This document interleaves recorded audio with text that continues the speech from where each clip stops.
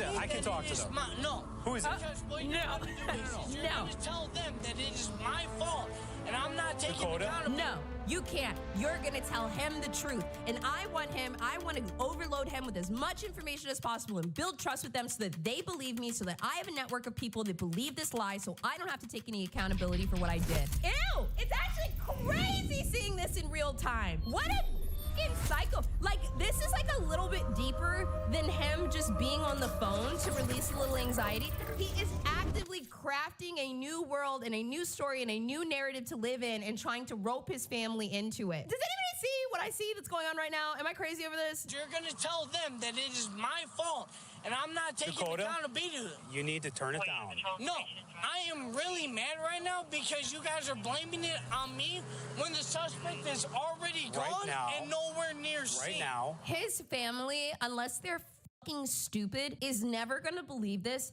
because we all know this is like actually one of the rare universal experiences a lot of us have had. We know that if somebody were to hit you, you wouldn't act like this. This is like so outside of the realm how somebody would act if their car had just gotten hit. Whether you've been in a car accident before, whether you've been rear-ended, or whether you just fucking love your car and you know how you would feel if your brand new car got destroyed like that, you wouldn't act like this. Nobody's gonna believe this unless they're dumb. We're conducting a traffic crash investigation. No, you guys are deducting that it is my fault when you guys don't even have a suspect down to half a mile. Will you? Right now, are you gonna cooperate? He's only half a mile away. Is he walking, buddy? Dakota, he must be walking because half a mile, you could walk that in 10 minutes. You could drive it in 10 seconds. Down to half a mile. You should be able to see him down there. Are you going to cooperate with us or no? I am mad. Are you going to cooperate with us? Another technique he has. And you know what? Maybe he's not executing this well because he's so drunk, so he looks so fucking dumb right now. I'm mad, and you need to do something about my anger because otherwise there's going to be a problem. This doesn't work on a lot of people, but for the people that it works on, it works really well. This is like baby manipulation. He's actually a piece of fucking work, but he's so drunk right now, and he's trying to speak calmly and controlled so that he seems less drunk. But that's another thing that makes us realize that people are drunk because they're trying so hard to control the way their words come out. And normally, people just speak, right? I am mad. Are you going to cooperate with us or no? Am I going to cooperate? First thing first, did you catch the cop? Did you catch the person that's down there? We have the other car. No, you don't. Yes, we do. No, you don't. 100%. You're lying. No, I'm not. Right now, show me the license plate and address so I can tell my insurance that that's the person that rear-ended me. Until you bring it down. You understand that? You're going to put me in handcuffs? If you don't stop. Yep. Okay, well then, first thing first, I'm going to tell you that you're not going to be able to put me in handcuffs. What? And then I'm going to fight you with that. You're not fighting anyone. First things first, turn around. You better not that line right there would make you, it would make me put you in the cuffs even faster. Lock him up. No. We're done. No. Dakota, you are under arrest. No. Maya said, oh, brother. And I'm not happy with this. Give me your hand right now. Okay, first thing first, I'm not happy with this right at all. That I'm not happy with this is exactly the same as I'm mad right now. I'm not happy with this. And then just leaving that on the table and expecting another person that's a people pleaser to fix it. Sorry, I'm noticing this because like this is like an old trigger of mine. Like if somebody was like, I'm upset right now, I'd be like, oh my God, let me fix this so that I'm safe and let me try to make them happy. Oh, it's very creepy that he is using this type of language, like even with the cop. They're really under arrest me. Oh my God. This is ridiculous. Dakota, stop fighting, dude. Okay, first thing first, this is federal officers did not expect this. You guys are rude for doing this. You want to check us? No, I'm literally going to I'm literally count you guys as the person who wanted to drag me into the grass for no reason. This is rude. This is rude. Now personal rightness, friend. And that's funny that your supervisor is talking to my dad for no reason because they want to make you guys a better person. That's Oh my God. Trick said we should play a game called Guess Their BAC. We should have a longer list of body cam games. This is rude. This is not personal rightness, friend. And that's funny that your supervisor is talking to my dad for no reason because they want to make you guys a better person. That's fucked up. So let me talk to my dad. Stop squirming, bro. No, let me talk to my dad because you guys are the one that are about ready to put me in jail for no reason. And that's funny. That's funny that you guys want to put me in handcuffs, but yet you guys don't even have the suspect for my car. Nobody believes you, my guy. I have a right to talk to my dad. Oh my God, mommy and daddy? Whoa. Where is my dad? Where is my dad? Oh my God, this is so embarrassing. That is my dad. My dad is the federal wall right now. Stop. Let me talk to my dad. My phone should be right next to my dad because that is my right. Let me Holy talk to my dad. shit. That's Grow up. Like, seriously, grow up. You have to be kidding me. Just dragging everybody into your stuff. Like, face the consequences of what you did. He is an actual man-child. Like, this is so embarrassing. We'll talk to him when he gets you over the car. No, let me talk to my dad right now. That's not happening. You guys are literally right next to the Dakota, police come on, just officer. walk. All right, chat. Alien Boy has a question for us. He said, everyone, what state is this giving? Somebody earlier said Illinois, and it is giving rural It's Illinois. 1,000% to me. Illinois. Having okay. Elgin? Yeah. Little Midwest, Ohio, They're my okay, people. Ohio, Indiana. Okay, we're all feeling a little Midwest action here, huh? Hello, this is Detective Benson with the Sheriff's Office. Is this Dakota's mother? All right, well, I was just following up with you. Dakota is under arrest for DUI Oh my God, Frank said Midwest mommy lovers. and leaving the scene of an accident. What happened was he's saying he was on his way home from golf. He rear-ended another car. His airbags went off. He went into the ditch. Dude, He backed the other thing is this looks like somebody was drunk and didn't hit the other car head on. It looks like they were coming out of their lane and hit another car, and then that's what it looks like to me. It's not straightforward. He's not cooperating, but he's already on his way to the jail. He called someone, I think it was... I wanna hear more from the mom. I think it was his brother or a buddy that he might have been playing with. That person sounded intoxicated. Oh my, wait, the whole family is drunk? Also, I don't know if I'm tripping, but the way she said, yeah, didn't that sound like she was not on this side? I think it was his brother or a buddy that he might have been playing with. That person sounded intoxicated and kind of spun him up, and that's when it went sideways for him. Oh, I know exactly who the that is. Okay, can I ask, do you know what his bond will be? Can I come get him now? You can't now. He likely won't be ready. If he cooperates, he likely won't be ready until 9 o'clock. If he's cooperative at the jail, they'll let him call you. They don't want him there, you know. They'll want someone to come pick him up. So if you just give it maybe 30, 40 minutes and see what happens, okay? Okay, and I have to ask this as a mother to a son. Can I speak to my child? Manipulative. Shut the manipulative. A mother that just wants to like speak to their child would say, when can I talk to him? Can I please talk to my son? But instead she uses a guilt trip pattern where she says, as a mother to my child, elevating herself, infantilizing him, can I please speak with him? Like, okay, so that's where we're getting it. The whole family's drunk and manipulative. Got it. Within the next hour or so, I can arrange for him to call you, okay? Do me a favor, tell No. him I said to cooperate, please. Okay. Oh my God. All right, thank you. All right. Dakota was charged with driving under the influence of alcohol, resisting, obstructing, and leaving the scene of an accident. He is innocent until proven guilty in a court of law. Yeah. I didn't say the BSC.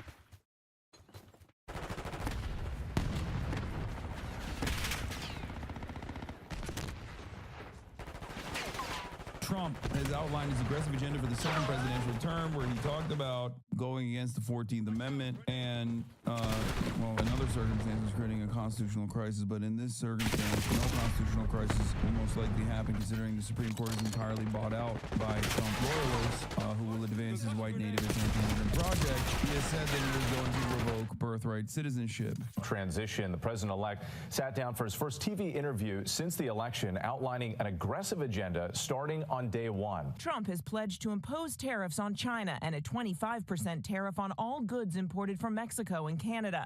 But some economists say it would cost American families more than $2,600 a year. And on immigration, Trump confirming his plan for mass deportations, starting with convicted criminals, but ultimately saying they could include any immigrants in the country illegally. Trump confirming his plan to try to end birthright citizenship on day one, even though it's enshrined in the 14th Amendment, suggesting he may try to amend the Constitution.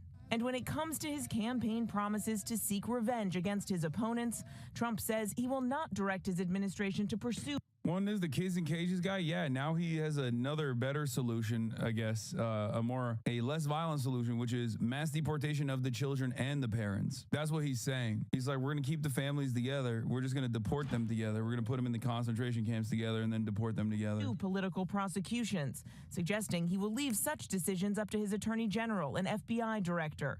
I'm really looking to make our country successful.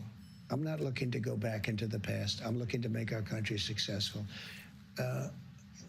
Retribution will be through success. Not looking to go to the past. Lashing out at members of the House committee that investigated his role in the January 6th attack on the Capitol, calling out former Congresswoman Liz Cheney, saying they should all be imprisoned. For what they did. Yeah. Wait, who did he say should go? He said Liz Cheney and them should go to jail for the crimes that they committed against the January 6ers. Investigated his role in the January 6th attack on the Capitol, calling out former Congresswoman Liz Cheney, saying they should all be imprisoned. For what they did, honestly, they should go to jail.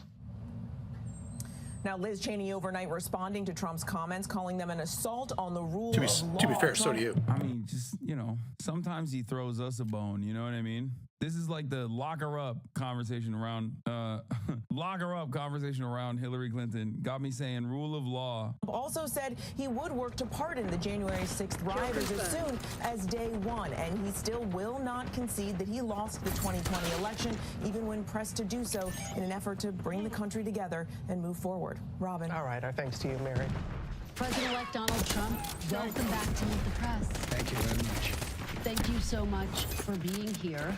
You are the first president since Grover Cleveland to win non-consecutive terms. Republicans now have control of the House and the Senate. Do you still have confidence in Pete Hegseth? Yes, I do. I really do. He's a very smart guy. And he's basically a military guy. I mean, every time I talk to him, all he wants to talk about is the military. He's a military guy. I used to kid him about it. I didn't think we'd be in this position where he may be. Hopefully he'll be Secretary of Defense. But every time I was with him, he was fighting for soldiers, where he said some soldier was unjustly put in prison because they were really doing what they were taught to do, in some cases. So, yeah, I think he's going to do fine.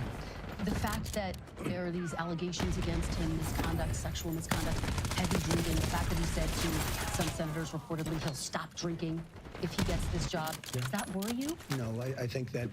check these tattoos, bro. We know. Check what he has said about Muslims.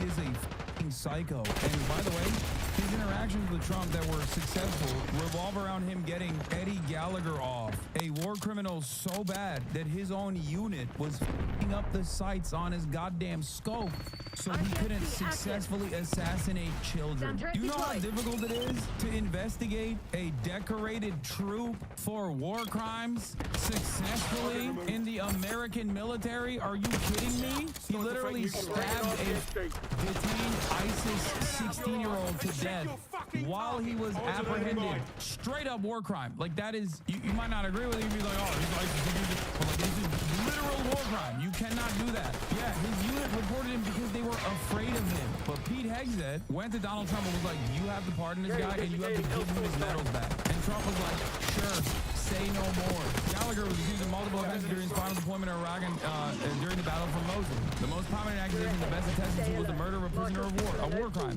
Khaled Jamal Abdullah, a captured 17-year-old fighter of the Islamic State, was being treated by a medic. According to 2 steel witnesses, Gallagher said, "He's mine," over the radio, then walked up to Abdullah and allegedly proceeded to stab him with his hunting knife without explanation. Gallagher and his commanding officer, Lieutenant Jake Portier, then posed for photographs of them standing over the body with some other Navy nearby SEALs. Gallagher then text messaged a friend in California a picture of himself holding the dead captain's head by the hair with the explanation, "Good story behind this. Got him with my hunting knife." Prosecutors alleged that Gallagher's sniper work during his 2017 deployment became reckless and bloodthirsty. It's not prosecutors alleging this. It was his own unit that revealed this information to the prosecutor, to a higher up.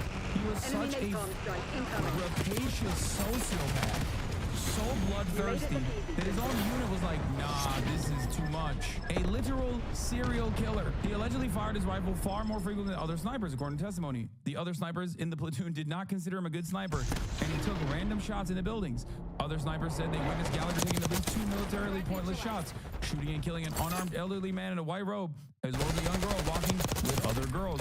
Gallagher allegedly boasted about the large number of people he had killed, claiming he averaged 3 kills a day over 80 days, including 4 women. A charge of obstruction of justice was brought against Gallagher for alleged witness intimidation. According to the claim, Gallagher allegedly threatened to kill fellow SEALs if they reported his actions. The Navy cited his text messages attempting to undermine the investigation. So all of that aside, they still were able to get him on some of this stuff. This is just like the tip of the iceberg. And no, he was not found innocent. He had to be pardoned by Donald Trump. Anyway, Pete Hegseth also famously is a rapist. He sexually assaulted a woman who was inebriated and could not consent, was drugged and could not consent. And it was reported as such in the police report that was filed at the time. He packed it up by, settling out of court, giving money to this person, this victim. Pete Hegseth was such an obvious abuser that his own mom sent him an email. Pete Hegseth's mother accused her son of mistreating women for years is not a lie. You can't say that's a lie. That literally happened. And then she said, no, he's different now. He's changed. On behalf of all the women, I know as many you have abused in some way, I say, get some help and take an honest look at yourself, Penelope Hegseth wrote, stating that she still loved him. She also wrote, I have no respect for any man that belittles, lies, cheats, sleeps around, and uses women for his own power and ego. You are that man and have been for years. And as your mother, it pains me and embarrasses me to say that. But it is the sad, sad truth. It's crazy. Like, disappointing your own mother is a generational L. Anyway, also Pete Hegseth is a notorious adulterer and a notorious drunk as well. Incredible stuff overall. But I want to delve into one of your signature promises on the campaign trail, which was to end inflation, to lower prices. You are now proposing tariffs against the United States' 3 biggest trading partners. Economists of all stripes say that ultimately consumers pay the price of tariffs. Can you guarantee American families won't pay more? I can't guarantee anything. I can't guarantee tomorrow. But I can say that if you look at just pre-COVID, we're the greatest economy in the history of our country. And I had a lot of tariffs on a lot of different countries, but in particular China, we took in hundreds of billions of dollars, and we had no inflation. In fact, when I handed it over, they didn't have inflation for a year and a half. They went almost 2 years, just based on what I had created. And then they created inflation with energy and with spending too much. So I think I'm a big believer in tariffs. I think tariffs are the most beautiful word. I think they're beautiful. It's going to make us rich. And we're subsidizing. That's not how anything works, but it's okay. Again, prices did go up on some goods in your first administration, washing machines, tires. Will you punish CEOs? Let me just explain to you. You mentioned washing machines. So you look at Whirlpool in Ohio. I got a call from Jim Jordan, one of the greats, congressman from Ohio. And he said, they're going out of business because South Korea and China are dumping washing machines into our country. And I put a 50% tariff on the washing machines coming in from China and South Korea. They're dumping it. They're dumping the washing machines. And Whirlpool and the companies that made washing machines, which are based in Ohio, largely based in Ohio, went through the roof. We saved thousands of jobs, tens of thousands of jobs, and we're all going out of business because they were dumping washing machines. And when I put the tariffs on, they became significant. Okay, that is an example, and I don't know how successful this was, and I think it still ends up rising. It still ends up raising the cost. But that is an example of a directed tariff for a competitive manufacturing business that already exists in the United States of America. But that's not necessarily a bad trade protectionist policy. This is exactly what I mean when I say there are certain ways of doing tariffs that I'm not going to disagree with off the jump. However, broad tariffs to 55% of all trade, like to our top three trade partners across the board, is insane. It will.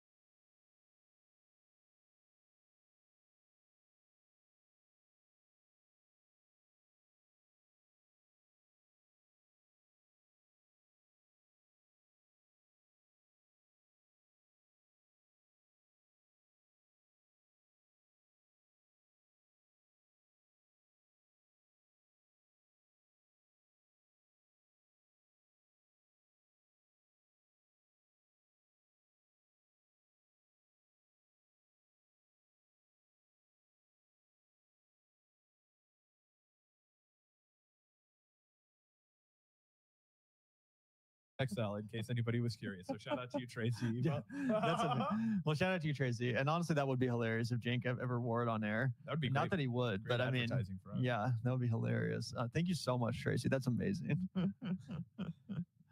Shout out to you, BDAX. Art, thank you so much for the $5. I just joined the Patreon. I'm here for Leftist TMZ and afternoon trips to the gutter. Oh, yeah.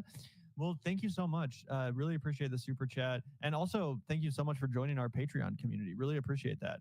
And glad you enjoy the style over here. You know, there was a man from the Midwest named Connor Oberst. And, you know, he pays my homies bills sometimes.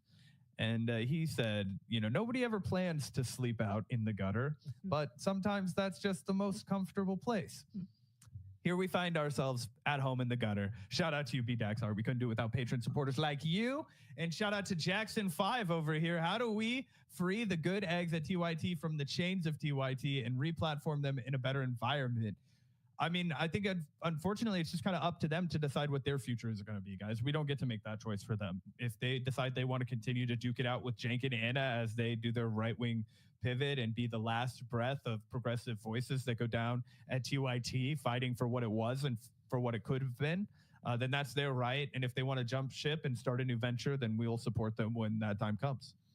Yep, absolutely. Shout out to you, Jackson. Hoping that some of them, whenever they decide to, are able to make it on their own. I'm sure they will be able to. I mean, they have a head start being known quantities in the space. Obviously, that's a head start that Zach and I didn't have. You know, no one knew who the fuck we were when we started the show. A lot more people know who John Iadarola is than Gavin and Zach, at least, you know, back in the day, probably still to this day for sure. So, you know, I would say that they will be fine. They're all talented. They will make it on their own. That being said, I also don't blame them for, you know, holding on while they can. And it must be a decent, you know, bit of security having a gig like that. So it's hard to just, you know, it's hard to just abandon that. Absolutely. Shout out to you, Jackson, for the 5. And shout out to Christina letting everybody know that she made it. You know what's up, everybody. Everybody goes through a hard time. Shout out to Christina. You've made it up now. The glow up was real. And we appreciate the $10. Definitely not necessary, but we're always grateful. And thank you so much. Yeah, yo, shout out to you, Christina. Sorry they had to deal with that bullshit from Anna, but you know, it must be a silver lining that almost everyone was like, fuck this disgusting, disgraceful bitch. I'm guessing that made it a little bit easier on you mentally. Spoonful of sugar helps the medicine go down. Yeah, because I mean, what a disgusting thing to dredge up about someone. Sorry to hear that you're ever in the, you know, place where you needed help, but I'm hoping you're beyond that now, Christina. Either way, shout out to you. Absolutely. Do you want to take this one, Gavin? Yeah, shout out to you, Samantha. Thank you so much for the $10. You can totally spin this on pot. LOL. No worries. Thank you for what you do. First time listener. Wish I had found you all sooner. Well, hey, thank you so much, Samantha. And I wish you had found us sooner too, but trust me, you found us at the perfect time. Zach and I have matured like fine wines over here. We've evolved and we've perfected the show just for you, Samantha, right in time for you to discover us. So thank you so much. Really appreciate the $10. And we will spend it on pot. Oh, absolutely. Probably in the next like 30, 45 minutes. So really appreciate you, Samantha. One thing that I also do want to give a shout out to is shout out to all of the women that listen to our show. Shout out to people who are not dudes that listen to us yap. YouTube typically becomes an echo chamber for men. When two dudes host a show, it's very rare that they can get a female audience. There is much news to discuss today, thanks to the fact that we live in truly interesting times. But time is quickly running out on an interesting opportunity for our viewers. Yeah. You've got just about a day and a half left to order the official Internet Today Monitor Buddies from U2's. You're going to miss it when we stop talking about it. You're going to be like, you know, it was so comfy and cozy when they were talking about those dolls all the time. Yeah, don't blow it. Pre-orders close on Friday at 3 p.m. Eastern, which is noon Pacific, or whatever time it is in your time Just go zone. now. Go now. And after that, don't throw them. I'm not going to throw it. After that, too late. You missed it. They're gone. We have gotten word that a whole hell of a lot of you have already placed your orders, and thank you for that. But for the stragglers in the back, it is your last chance to own these cute tiny dolls of the two of us. Yeah. Are you a bad enough dude? I guess we'll see. Yeah, guess we'll have to wait and find out. But for the news, let's start with what is easily the biggest story this month so far. So far. Luigi Mangione, a.k.a. the claims adjuster, who was arrested this week for allegedly being the guy who shot the CEO of United Healthcare to death on a sidewalk in New York City last week. Now, this story has gripped the nation for obvious reasons. First off, assassinations just don't happen that often these days. Especially successful ones. But secondly, and more importantly, the victim in this case was a guy who huge numbers of Americans across all demographics feel no sympathy for at the very least, and in many cases are openly celebrating what happened to him. Now, the story for many has become less about the act of premeditated murder committed against Brian Thompson than the countless acts of what could be described as premeditated murder by the health insurance industry whenever they deny patients life-saving health care. Now, of course, there is a huge gulf between the discourse among average people online and the discourse on mainstream news outlets. But we do want to quickly shout out the best example of these two worlds crossing over that we've seen this week. We probably can't actually show it due to copyright, but former mainstream journalist and current independent journalist Taylor Lorenz caught a bunch of flack for discussing this murder online in a way that many found to be flippant and possibly even supportive of the murderer. So TMZ invited her on their show so she could explain herself and they could give her a good tongue lashing. And she did a fantastic job pivoting the conversation away from its intended purpose, tone policing, to discussing how dealing with this country's shitty healthcare system would understandably make a lot of people happy to find out that a health insurance executive got killed. She made such a strong case that the health insurers are just as guilty of murder as someone who shoots someone with a gun that the hosts were kind of left pretty much unable to provide a rebuttal. Yeah. But we'll leave a link down below. It is definitely worth a watch. But in general, the mainstream media is focusing much more on the murder itself than the discourse around it, and in particular, the killer's motives, which are not a mystery. Not long after I'm playing like absolute fucking dog shit. Had some sort of written manifesto on him. But news outlets all seemingly decided to not actually publish it aside from some brief quotes. Thankfully, journalist Ken Klippenstein managed to get a hold of it and publish it. And quick note, there was a supposed online manifesto making the rounds this week that seems to have been debunked. Like a Substack post. Yeah. And again, we pointed it out, but that video was also the just YouTube made up. one. Yeah, fake. The only manifesto known to exist is this handwritten statement found in Mangione's possession when he was arrested. And it is brief and to the point. Doesn't leave a lot of room for ambiguity. Yeah. Really just says what he... Say what you will about Luigi Mangione, but compared to a lot of other infamous killers, like, he's not giving us homework. It's very easy to get through. Mr. Policeman, I am quite literally giving you all the clues. Yeah, it's all there. So here is the very brief manifesto. To the feds, I'll keep this short because I do respect what you do for our country. To save you a lengthy investigation, I state plainly that I wasn't working with anyone. This was fairly trivial. Some elementary social engineering, basic CAD, a lot of patience. The Spiral Notebook, if present, has some straggling notes and to-do lists that illuminate the gist of it. My tech is pretty locked down because I work in engineering, so probably not much info there. I do apologize for any strife or traumas, but it had to be done. Frankly, these parasites simply had it coming. A reminder, the U.S. has the #1 most expensive healthcare system in the world, yet we rank roughly number 42 in life expectancy. United is the indecipherable largest company in the U.S. by market cap, behind only Apple, Google, Walmart. It has grown and grown, but has our life expectancy? No. The reality is these indecipherable have simply gotten too powerful, and they continue to abuse our country for immense profit because the American public has allowed them to get away with it. Obviously, the problem is more complex, but I do not have space, and frankly, I do not pretend to be the most qualified person to lay out the full argument. But many have illuminated the corruption and greed, e.g. Rosenthal, Moore, decades ago, and the problems simply remain. It's not an issue of awareness at this point, but clearly power games at play. Evidently, I am the first to face it with such brutal honesty. Okay, so some quick footnotes. The reference to basic CAD is probably referring to 3D printing parts for the gun.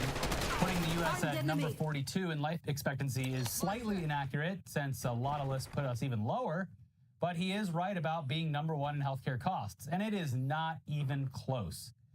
It's unclear what exactly he's saying about United Healthcare's market cap, but they're not the 4th largest U.S. company by market cap. They're ranked in the low to mid-teens with a market cap around $500 billion, on par with MasterCard and ExxonMobil. So it's still ridiculous. It is. Yeah, they're in the top 20. Yeah, and the Rosenthal and Moore mentioned are Elizabeth Rosenthal, author of a best-selling book called The American Sickness, and Michael Moore, the documentary filmmaker behind Sicko and lots of other films. You probably mostly know him from Bowling for Columbine. Yeah. So anyways, assuming Mangione is the killer, which it sure seems like he is, he could not be more clear about his motive here. And it lines up perfectly with the reasons a lot of people are supportive of what he did, or at the very least, aren't sad about it. They're not losing sleep over it, not shedding tears over it. Mm-hmm. But why turn this into a larger conversation about the parasitic role that private health insurance plays in this country and how that can radicalize people, when you could instead try and blame the whole thing on violent video games? Oh, it was only a matter of time. It's a blame game as old as video gaming itself. Yeah. But this might be one of the most absurd examples of it we've ever seen. Because usually it's games like Mortal Kombat, Grand Theft Auto, that kind of thing. Yeah. Being blamed. Call of Duty. Yeah. All these kind of games. Games with blood and weapons and violence being blamed for real world violence. But in this case, well, here's NBC News.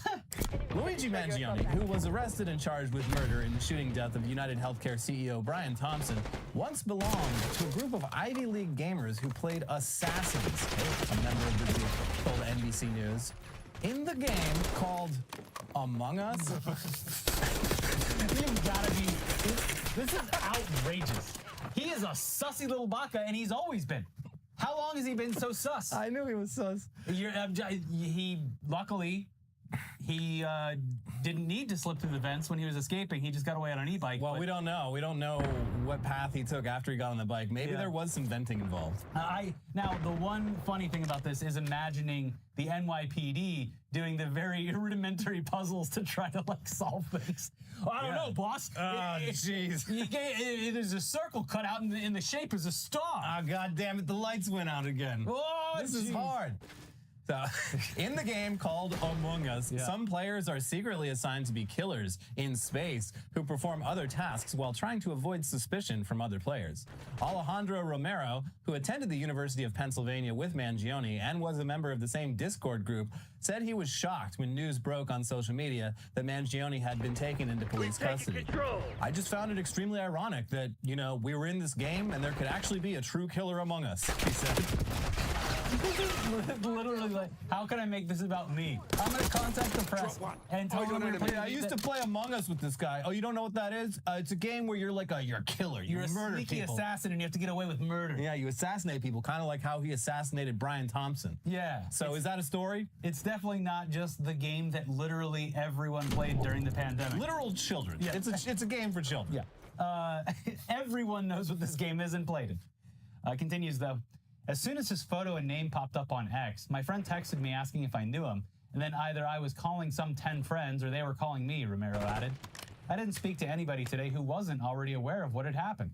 Among Us is a child-friendly whodunit game in which a group of friends run around several space station-like maps. The crewmates, who are simply drawn, cartoonish-looking astronauts, run around the ship and complete tasks. The intent of the game? One member is a killer that attempts to off the other crewmates. The death animations are silly and shown as someone getting stabbed in the back or having their neck snapped. Once a body is discovered, a crewmate reports on it, and a conversation ensues to deduce who the gamers think committed the crime. If they're wrong, an innocent player will be ejected in a humorous animation of them floating off into space. If they're right, the crewmates win. If the killer gets all the crewmates or gets all the innocent ones ejected, they win. Oh no, please don't take away Among Us, the game that has continued its popularity at the level that it once achieved during the pandemic. Dozens of people are going to be upset if they remove Among Us from Steam or like age-gated it in some way. Also, it's just so funny. Rated M for mature. The way that they over-explain it to try and elicit some kind of response from parents who would be reading this and had never heard of it. Like, oh, they snap its neck? Oh, my stars. This is so violent. It's disgusting. I cannot. It's disgusting. No wonder he killed someone. He was influenced to do it by the game Among Us. This is the same exact thing as when those Saudi Arabian guys went down to Florida and learned how to fly planes. Yeah. From Microsoft Flight Simulator, which should also be banned. Everything should be banned. Ban all games. It is wild to make this connection. Yeah, they're grasping at straws and really trying to find anything other than the very, very fucking obvious motives for this crime. They need something else because a lot of these news outlets, they have sponsors. They have health insurance related sponsors, and it's just very awkward if they bring that up. Yeah, it's even fucking like NPR. People have been beating on this drum for a few years now, and they're right. I mean, NPR is still mostly good, but like the list of billionaires funding NPR that they read off every like half hour or so just gets longer and longer and longer, and it's like you read that and you're like, okay, so they're just not fucking covering a lot of stuff. Well, look, do we know that there were any other similarities to Among Us throughout this whole thing? Was Mayor Eric Adams, when they found that backpack full of Monopoly money, he's like, look, boss, I found a backpack, and it's just Monopoly money. He pressed the button, and then that cop got shot into like the Hudson. Yeah, we don't know. Sorry. We may never know. So, and if 5 more of you find clues that aren't real, this whole ship's going down. Anyway, this Among Us angle is obviously ridiculous. Yeah. But it also highlights the larger issue of poring over this dude's rather large online footprint and trying to find something, anything, in the books he read, the podcasts he listened to, games he played, etc., that drove him to commit murder, while downplaying or just ignoring the simple, obvious facts here. Yeah. Our country's private health insurance industry puts profits before patients, and Luigi Mangione seems to have been personally affected by this via a serious spinal injury that he sustained, which, based on x-ray photos that he posted online and his apparent Reddit comment history, was a slipped vertebra where they had to insert screws all down his back. Looked painful. Everything aside from that, and it's quite an online footprint, seems pretty irrelevant aside from painting a picture of an otherwise extremely average person. There may very likely emerge some mental health layer to all this, since, lots of people do get fucked over by the insurance industry and don't go and kill a CEO. But even that would just highlight how difficult and expensive it is to get mental health care in this country and actually get your insurance company to cover it. Yeah. It's actually one of the hardest things to get your insurance company to cover. Or even find a doctor who accepts insurance, because a lot of psychiatrists and psychologists are in private practice and do not have the resources to constantly be fighting with the insurance companies over the phone so they can get paid. So they just go out of network. Yeah, it's a fun system we got here. But that's the latest on all of that. I'm sure we'll be learning more soon. But it is time to move on to our next story. Nice things, like our official YouTube's monitor buddies, which will be off sale soon. Nice things are so rare in this life and so fleeting. And the latest example of how we just can't ever have nice things comes in the form of an update to one of the few stories from the past month or so that was actually positive. Remember when How Alex Jones owes billions of dollars to the parents of children that were murdered at Sandy Hook Elementary School because he defamed them as crisis actors and made their hellish lives even more hellish. And how, in order to pay his debts, he was being forced to sell InfoWars. And how, in a surprise twist, the satirical newspaper The Onion emerged as the new owner of InfoWars. Now, Alex Jones losing his flagship platform would have been great news on its own, but the fact that it would now be owned by the internet's premier fake newspaper who could do with it as they pleased was a very thick layer of icing on a delicious cake. It was good news at a moment that was filled with constant bad news, and I guess it was fun while it lasted. Reality caught up with all of us, as it always does. So yeah, the sense that this was all too good to be true began immediately after the news that The Onion had bought InfoWars dropped, when Jones and his legal team successfully got a judge to put the sale on hold pending review by pointing out that The Onion's bid was actually significantly less than the bid placed by First United American Companies, a real business. That's a company that is closely associated with Alex Jones. They run his health supplement business. The bankruptcy trustee who oversaw the auction and chose the winner went with The Onion's smaller bid for pretty obvious reasons. It had the support of the Sandy Hook families, and it also wouldn't mean giving InfoWars to a company already closely associated with InfoWars. But the judge decided that the process seemed unfair and improper and sus. And this week, a hearing was held to decide just what to do about all this. Here's the New York Times. A judge late Tuesday night said he would not approve the sale of InfoWars, the website founded by the conspiracy theorist Alex Jones, to the Chicago-based satirical publication The Onion, prolonging a messy tug-of-war between two high-profile suitors. The ruling by Judge Christopher M. Lopez in federal bankruptcy court in Houston poses a roadblock for The Onion's plan to take possession of the InfoWars site and its associated assets after it won an auction last month. The Onion's bid was backed by the families of the victims of the Sandy Hook shooting, who in 2022 won a $1.4 billion defamation lawsuit against Mr. Jones. Mr. Jones spent years claiming that the 2012 school shooting was a hoax and that victims' family members were actors complicit in the plot. The Onion had said that it wants to turn InfoWars into a satirical site, mocking the kind of conspiracy theories that Mr. Jones spread. Judge Lopez's ruling put the fate of InfoWars in limbo. He instructed a court-appointed trustee, Christopher Murray, to come up with an alternative resolution, though it was not immediately clear what approach Mr. Murray would take. He did not immediately respond to a request for comment. And here's an interesting detail that seems like it should have made this an open and shut case, because it kind of debunks the idea that The Onion's bid was, in fact, the lower bid.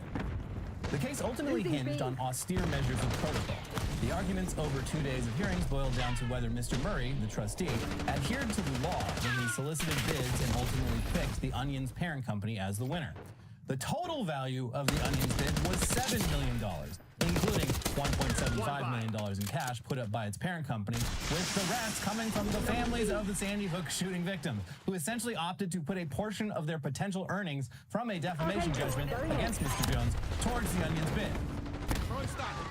So, I mean, Alex Jones' lawyers called this voodoo economics, and it does have kind of a Shohei Ohtani vibe in terms of coming up with new ways to spend money. Yeah. But, I mean, considering this whole thing is being done for the benefit of the Sandy Hook parents, if they all say, essentially, that they are willing to chip in some of the money Alex Jones owes them, if it means selling Alex Jones' company to this specific buyer, that seems sound, at least in terms of the spirit of this whole process.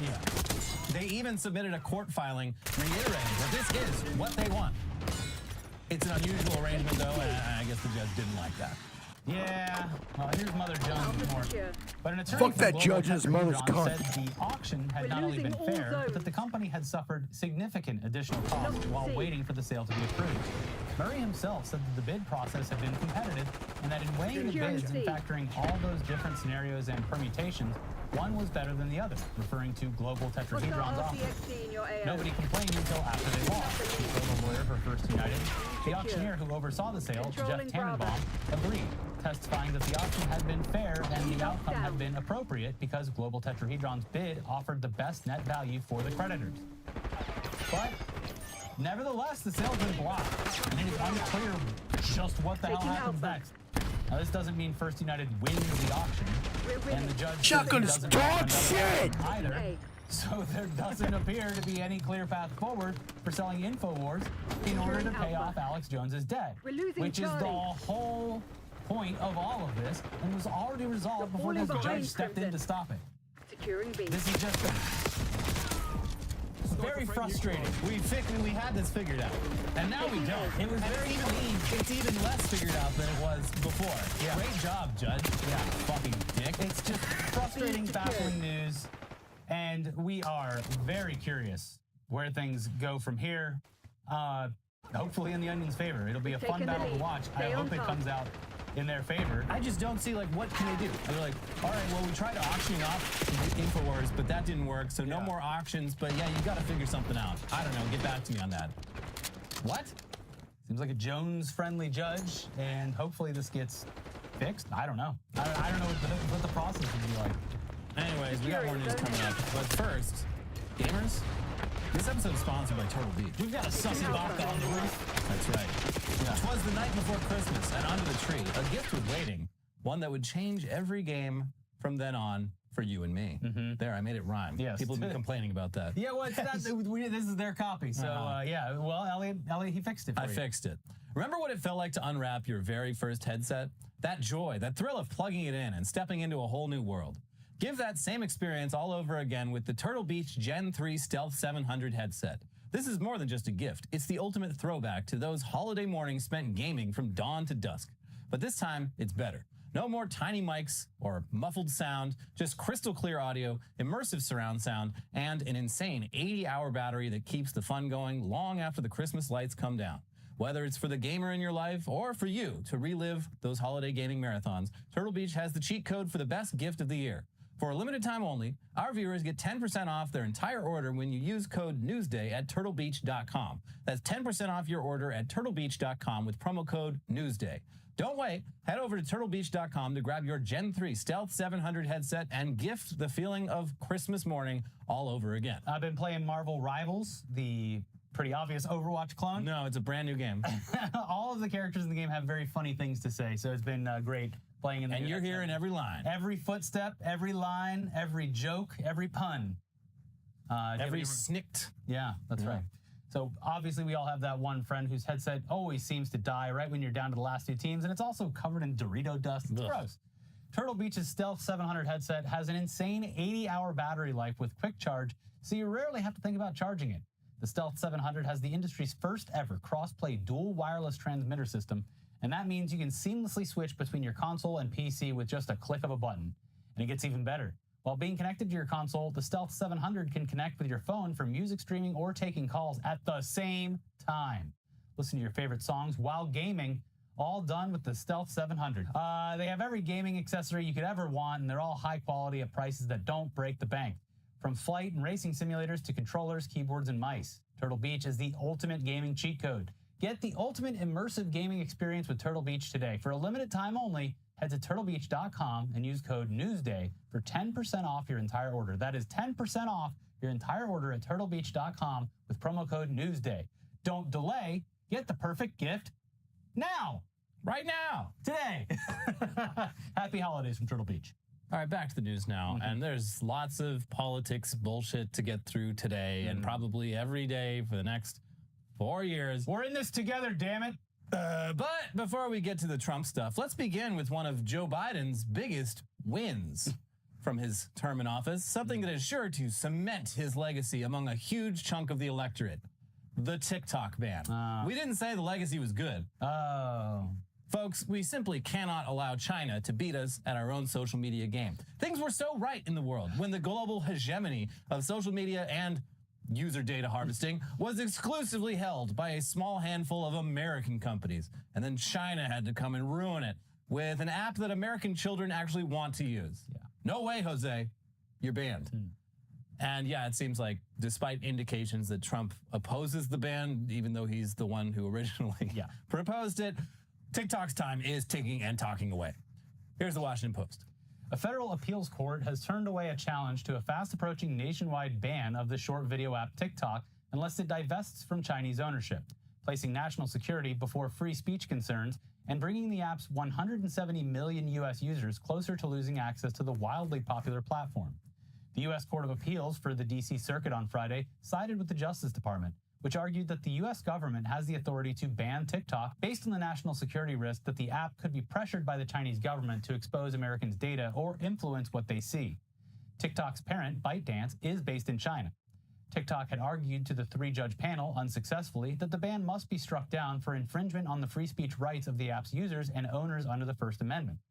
The government has offered persuasive evidence demonstrating that the act is narrowly tailored to protect national security, the court wrote in its opinion.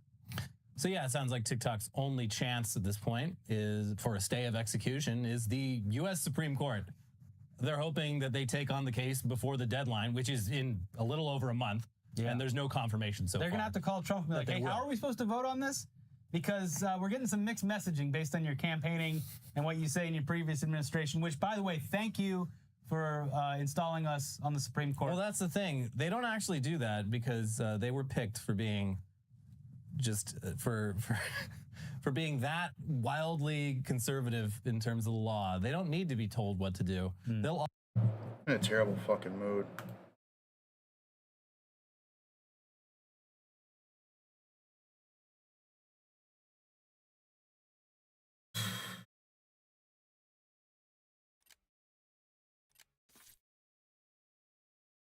Up with this update, I feel like I'm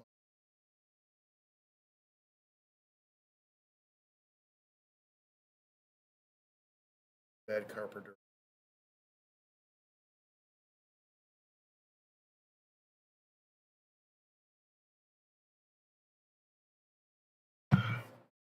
Dark side Philip.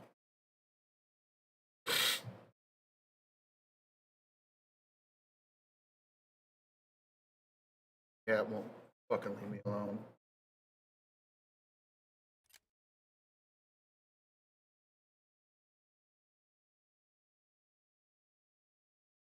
Like, I could probably, like, put my cat in my lap and just constantly just drop and treat it in its mouth. Domination. Still wouldn't be satisfied. Still wouldn't shut up. Still want more. Psychotic. Not my fault. My mom's fault. Fucking mom would, like, give my cats, like, their like, plate and shit from dinner and shit. Bravo zone secure. And now he's like, you got it, whatever, constantly wants food. Fucking. Lost Charlie. Because the cat will eat so much that it'll go off. Stupid. Cats are stupid. Stupid.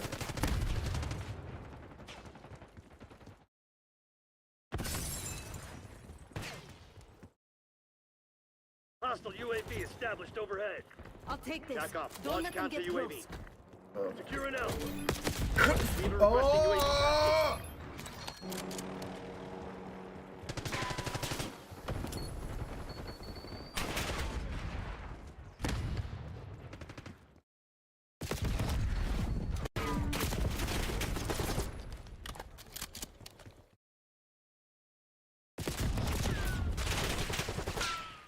Deploy care back.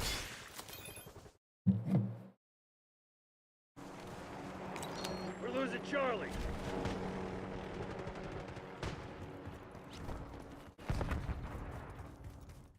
Head for my waypoint. Sentry turret flying. Looking down the air. Watch your fire. Enemy scout post protected. RCXD rolling out.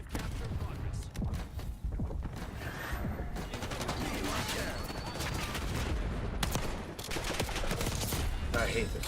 2-shot shotgun in the face is dog shit. Complete dog shit. Hostile Semtex.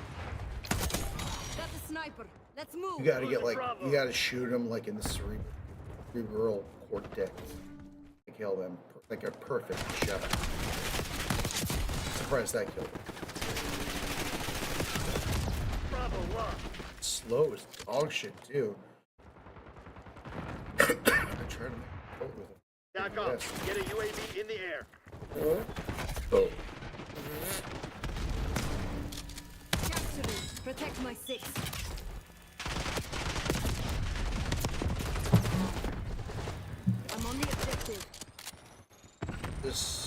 Enemy UAV inbound. I might just be in a bad Secure mood. it, B. I'm definitely in a bad mood, but this is the least of this game. Fucking pissed off. Bravo is armed. Enemy taken down. Marking requesting UAV tasking.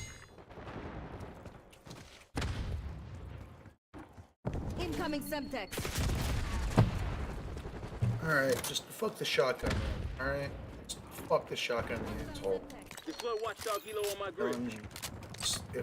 If I'm gonna suck ass with this, I'm but how long have I been streaming? Hour, it's fucking over. Who gives a shit? This isn't worth the energy it takes to create the electricity and make this happen. Destination marked. Take it, B. Counter UAV operations. Hostile UAV established overhead. Attack off. Launch a UAV. They're taking C. Deploy napalm strike on my grid.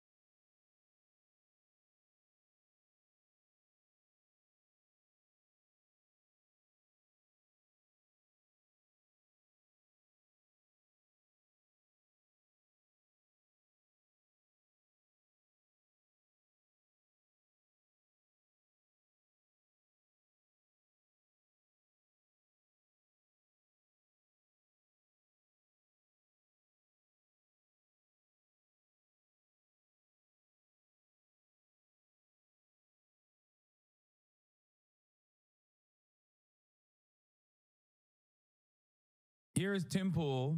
Yesterday I covered Ben Shapiro trying desperately to angle himself and prime his audience, his base of support, into developing opinions on the healthcare shooting that are, still defending the interests of CEOs and healthcare healthcare profits by claiming that it's just the left that's going crazy over this assassination. And it turns out it's not just the left that's going crazy over this assassination. This is like a relatively interesting cultural touch point that has spanned across multiple different ideologies, multiple different backgrounds, age groups, seemingly people of all different ages are demonstrating bipartisanship in these trying times. These trying times when America is far too divided. It seems like they are very united on this issue. But obviously this is not great for conservatives who want to still, no matter what you do, not get mad at rich people. You have to get mad at others for marginal, not major differences, like just tiny, minuscule, marginal, immaterial differences. Please, no matter what you do, do not recognize who the real enemies are. Do not recognize that,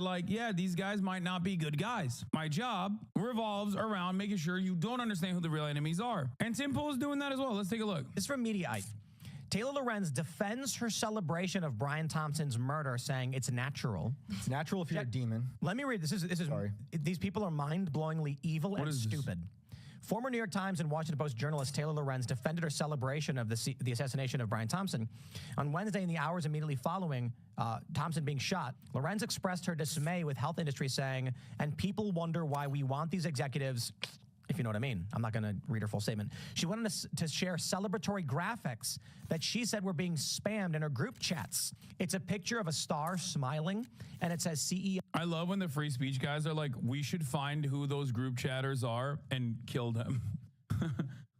Tim, have you talked with your fans about this today?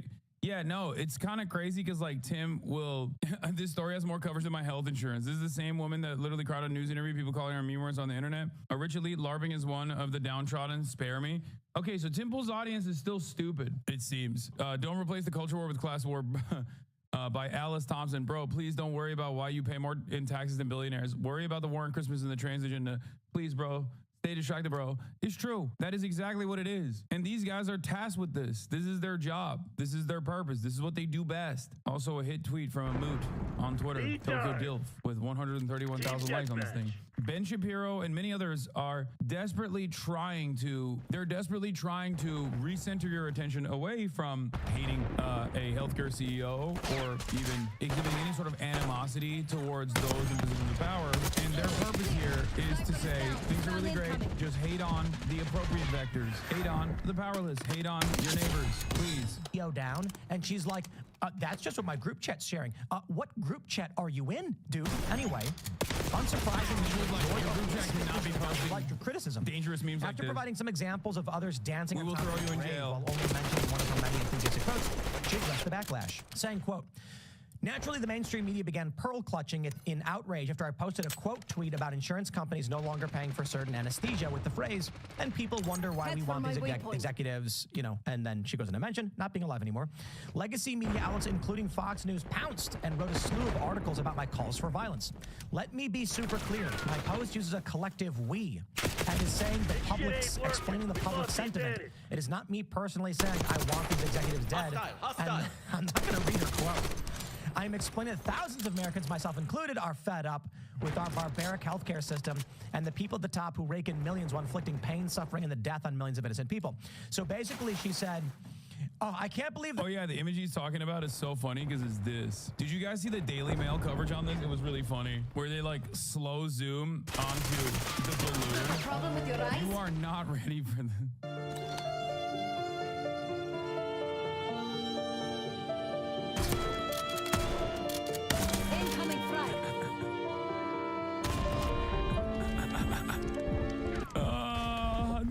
Come on, dude. It's got 1 million likes. I like how every news station that reports about it is trying to paint it as sad and no one's playing along.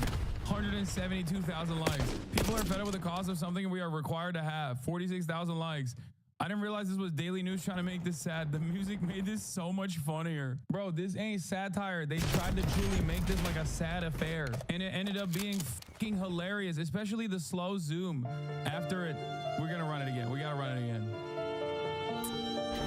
We've taken control.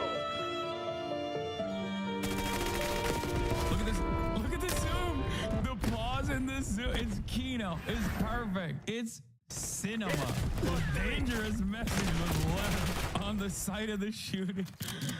Anyway, let's get back to Tim, who openly has talked about defending Daniel Penny, who killed a homeless man on a subway station, choked him to death. Openly has on George Floyd, who was assassinated in broad daylight by Derek Chauvin, as multiple other officers looked on as he got choked and killed. So remember, these guys, it's not like they hate political violence. They love political violence. These are the very same people that defend Kyle Rittenhouse. They love political violence, as long as it is directed at appropriate targets. Powerless people, helpless people, their ideological opponents. And we've talked about social murder before, but when it's someone who's got a lot of confirmed kills under his belt and they're profiting from it, and they are seen as like a legal citizen because that kind of murder is processed and systematized, so it's normal and good, and it's done at the behest of the profit motive. When someone like that dies, they're like, whoa, whoa, whoa, you can't do that. They're mad at me. I wasn't saying I wanted it to happen. I'm saying I, as well as other people, want it to happen. You're speaking for all of us. Yeah, it's not for me. Thanks, Taylor. Definitely not for me.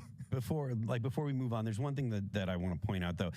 I like that there's a skateboard back there, or a snowboard. It says step on Sneck and find out. Like right as these like big brolic alpha dog podcast hosts are talking about how dangerous and how scary it is that Taylor Lorenz is reporting on people celebrating the death of the CEO, you know, they're also like, yeah, we're gonna do a civil war and we're gonna fucking kill all of our neighbors, dude. Hell yeah, dude. I'm a big dog. That's what big dogs do.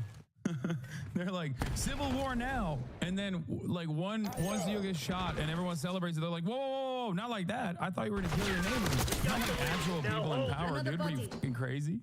The problems that people face with our healthcare system go way beyond insurance. There's no reason for you to need to have insurance just to go see. Damn, this fucker's saying you gotta kill more people. That's f***ed up. I don't agree with that. I don't agree with that statement, sir. Please reconsider your position. Wow. It's easy easy to point at the big company and say it's their fault, but it's not exclusively the big companies. The big government is in and of itself is directly responsible for a lot of the policies that doctors have to follow that make it necessary to have the big companies and stuff involved in everyday healthcare. One of the problems I take with the far left. Yeah, it's the big government getting in the way of these health insurance companies, even though the health insurance companies are the ones who are writing the legislation. Yeah, that's what we got to do. More deregulation, actually. If they were truly private, it would be even better. They could have a 7% profit margin. That would be, $40 billion instead of a meager $33 billion like United Healthcare brought in. $33 billion in pure profit this past year. $33 billion.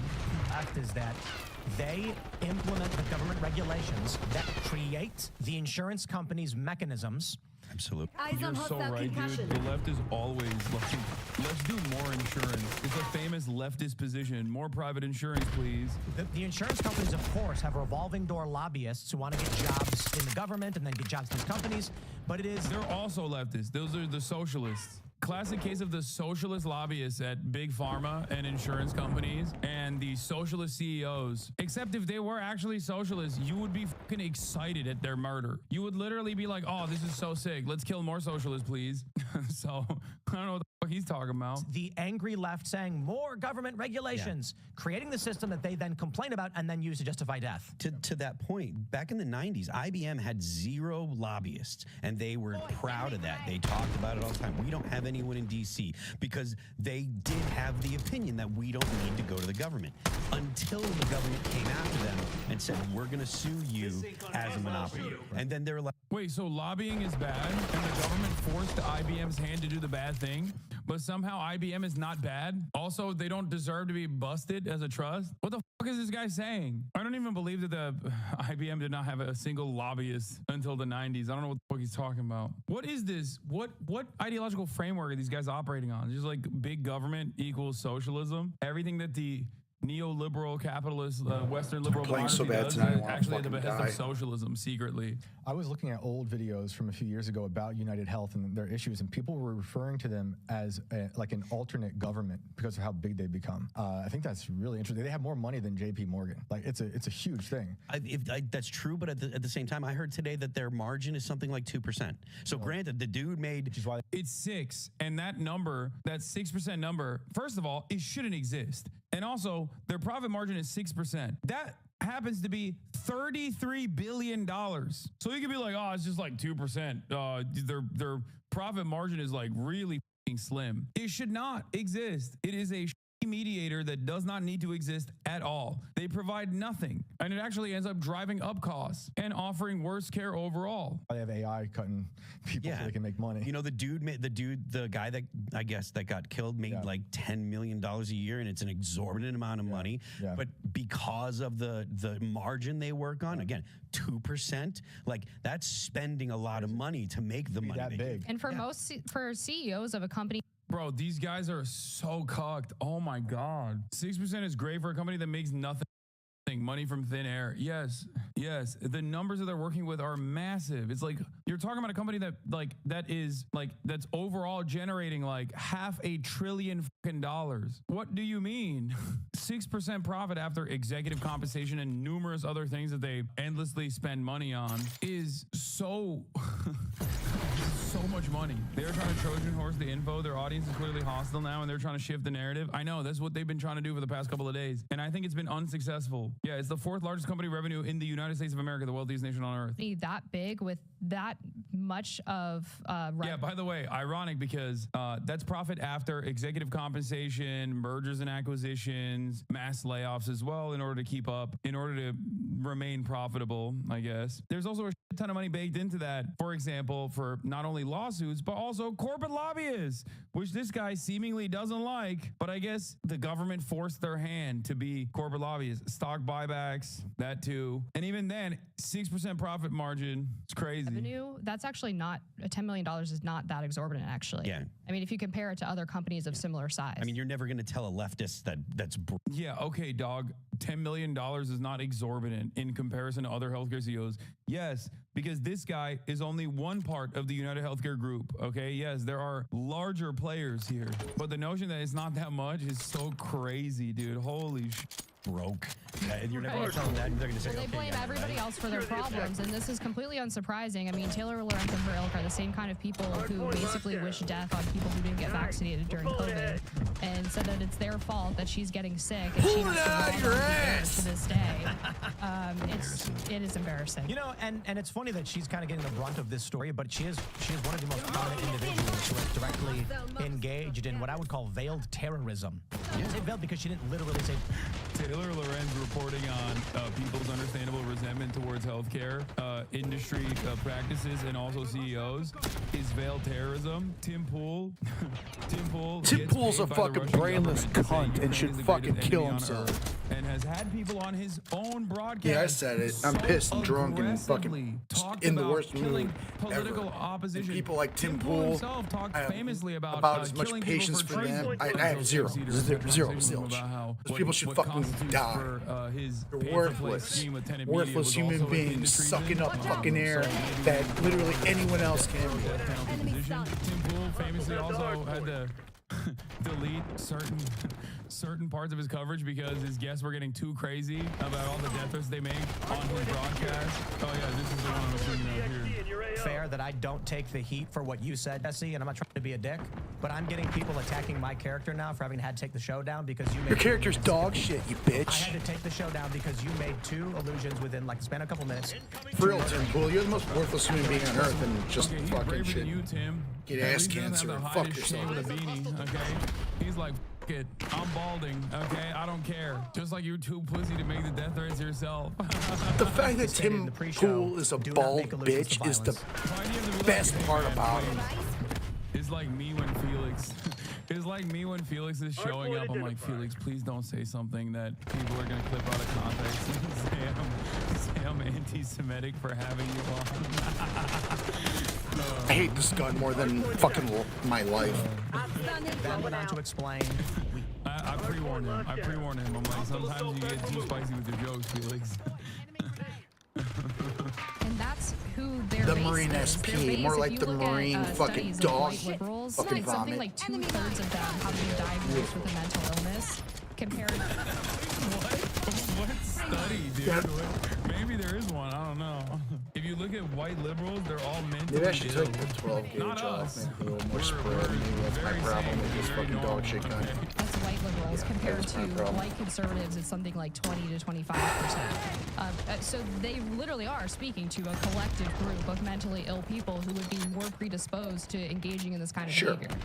They're hopped up on SSRIs, all types of good stuff. So yeah, one of the things that really irks me about a lot of these people, well, the left in general, the organizers, the activists, people I've met, they are not stupid people. They know how finance works. They know how much money it takes to run a business. They're intelligent. They're nihilistic. Okay, I'm already feeling a little bit about slugs are too, they just don't think anything matters. It's So why should fucking they care spread about you and completely. This is like the Hillary Clinton mentality. I'm smart, you're dumb, I should just make you That's oh my god, it's so much better. And so it results in really stupid people not knowing how 12 money gauge, works. slug And they say shots, things dog like, shit. The CEO Noted. of this major, this Fortune 500 company got paid $12 million last year, and the workers are only getting 15 bucks an hour. And then I'm like, all right, let's stop. How many employees does that company have? And they'll be like, I don't know, 40,000. All right, let's divide 12 million by 40,000. How much money do you want to give to the employees? Now, I'm not saying it's good if CEOs are... That's how it works, man. Thank you, Tim.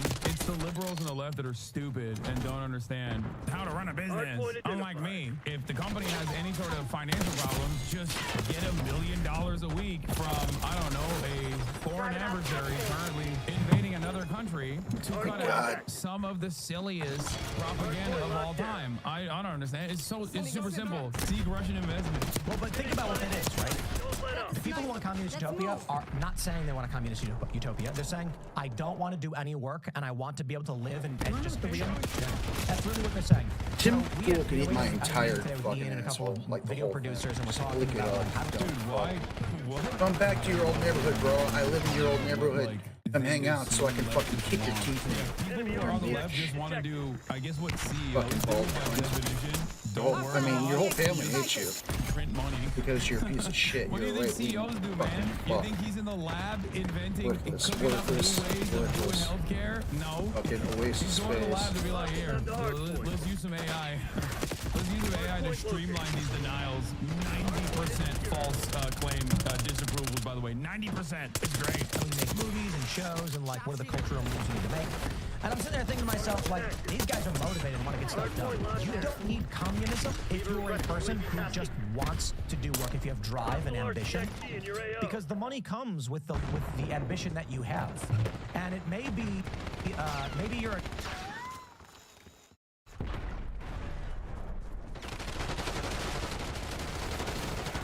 Hostile spring mine. You got a problem with your eyes?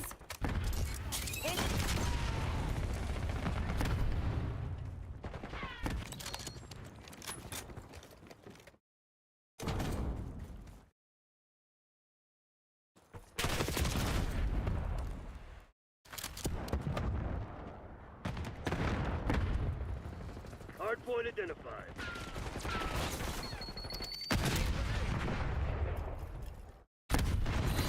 That's right, you shithead. The CIA's nothing Very without nice, us. Marshal. I'm impressed.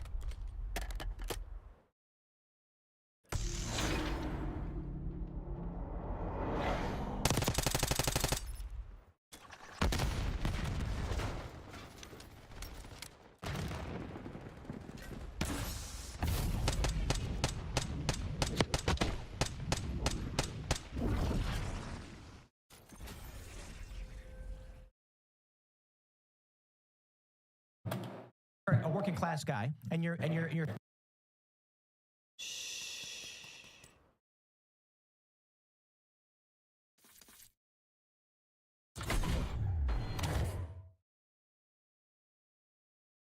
struggling to get by. It's tough. But your motivation is, I got a family and I'm gonna feed my family. I'm gonna work as hard as I have to do it. You don't need communism. You are gonna do what you have to do. The communism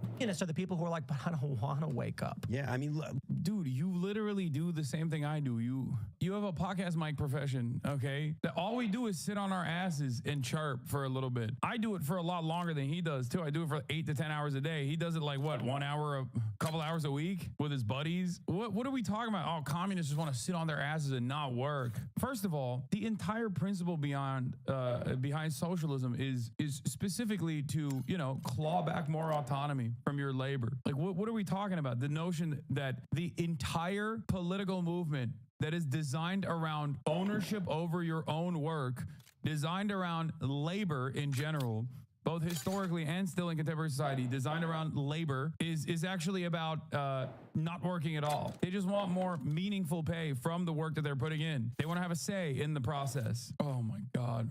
Red Scare propaganda is so effective in this country. It's so goddamn effective that you have a century worth of material, art, propaganda, agitated propaganda that exclusively centers itself around work. You have so much academic research and literature dedicated specifically to improving the relations that workers have with the means of production. And all of that is nothing in the mind of dumbass Americans who are just like, yeah, socialism was when you don't want to work no more.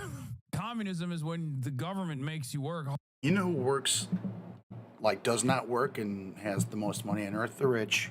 Rich don't have to work. Their money works for them. So this, pull you up by your bootstraps is so just full of dog shit. It's embarrassing. The right wing's embarrassing. Their stupidity is embarrassing. It's an affront to humanity. They're soft, liquidy, useless brains. Hard. and that's bad. But also simultaneously, communists don't want to where work are at you, all. man? I But need then you. the government comes in Right and now. makes you work by I'm just force, kidding. as opposed to Hope you're having capitalism, a where great that night, wherever doesn't you are. happen. Yeah, the symbol is literally tools, but it don't matter. Like, not for nothing, but like I was doing exactly what I do here on Twitter for like 12 years, 13 years before I came and joined. And it's been great. Good work. The elevated self-importance of these fucking idiots is also always fascinating to watch. Bro, you don't do. I mean, at least I Exactly. On the other hand, they literally are just like, this is what I've been doing for 12 years. I've been posting on Twitter for 12 years. It's like, oh, sick, man. Such useful labor. Joining the crew here, doing exactly the same thing, and even if I wasn't here, every night of the week, I would still be doing this on Twitter because that's what I did before. It's just this is recreation to me. And their idea of getting paid not to work would actually make their mental health issues worse. I mean, I think there's inherent value in work and toil and in being productive. And the idea that you would sit around all day doing literally nothing, but the idea that would give you more purpose to your life or make you better off is so backwards. That's why isolation was so destructive during lockdown. Oh, yeah. But this is the crazy thing, that for whatever reason, the liberal worldview is work equals bad. Right. And I'm like, work is life. It's like, work sets you free. Everybody knows that. Even in the traditional German. Work sets you free. Oh my God. That's not Dachau. Is that Auschwitz? That's an Auschwitz reference. Double. Work equals life. It's the best, which is why this thing that comprises most of your adult life should be awful, grueling. You shouldn't see any of the benefits of the work that you put in. The CEO, on the other hand, he should receive all the benefits. And more importantly than the CEO, you know who should receive all the benefits? People that simply had more money than you did at a time, so they could have ownership over your work, the shareholders. That's who gets to see your profits, your surplus labor value extracted from you. People who have never touched the factory floor or the assembly line. People who you will never meet. This is a wonderful and fantastic structure. I like it a lot. It's really beneficial. And it's weird that we develop this culture where they're like, whoa, man, your work is your life. What's wrong with you, dude? And I'm like, a guy 300 years ago who grew up with his dad, who was a blacksmith, was not upset that someone came to... All capitalists and fascists should have their assets seized and liquidated and used to fund gender reaffirming care for teenagers. And they should be melted in acid. Thank you. Him and said, I need a new sword. And he was like, I gotta make them. Check it out. And then makes it. And they're like, this is the finest sword I've ever seen. It's like, thank you, sir. It made you feel good. Made you feel part of society more useful. And for some reason, in the past several decades, we developed this like drugged out hippie mentality of like, life should be just like laying around. He is describing alienation. 300 years ago, when someone was a tool maker, they directly touched the tool, and the tool maker had ownership over its own tools to make other tools. It seems that the productive forces got a little too good. And it made it so that the blacksmith can no longer even own his own tools, or even the tools that he makes. Yeah, he's great. He's talking, he's talking alienation. Throwing flashbang.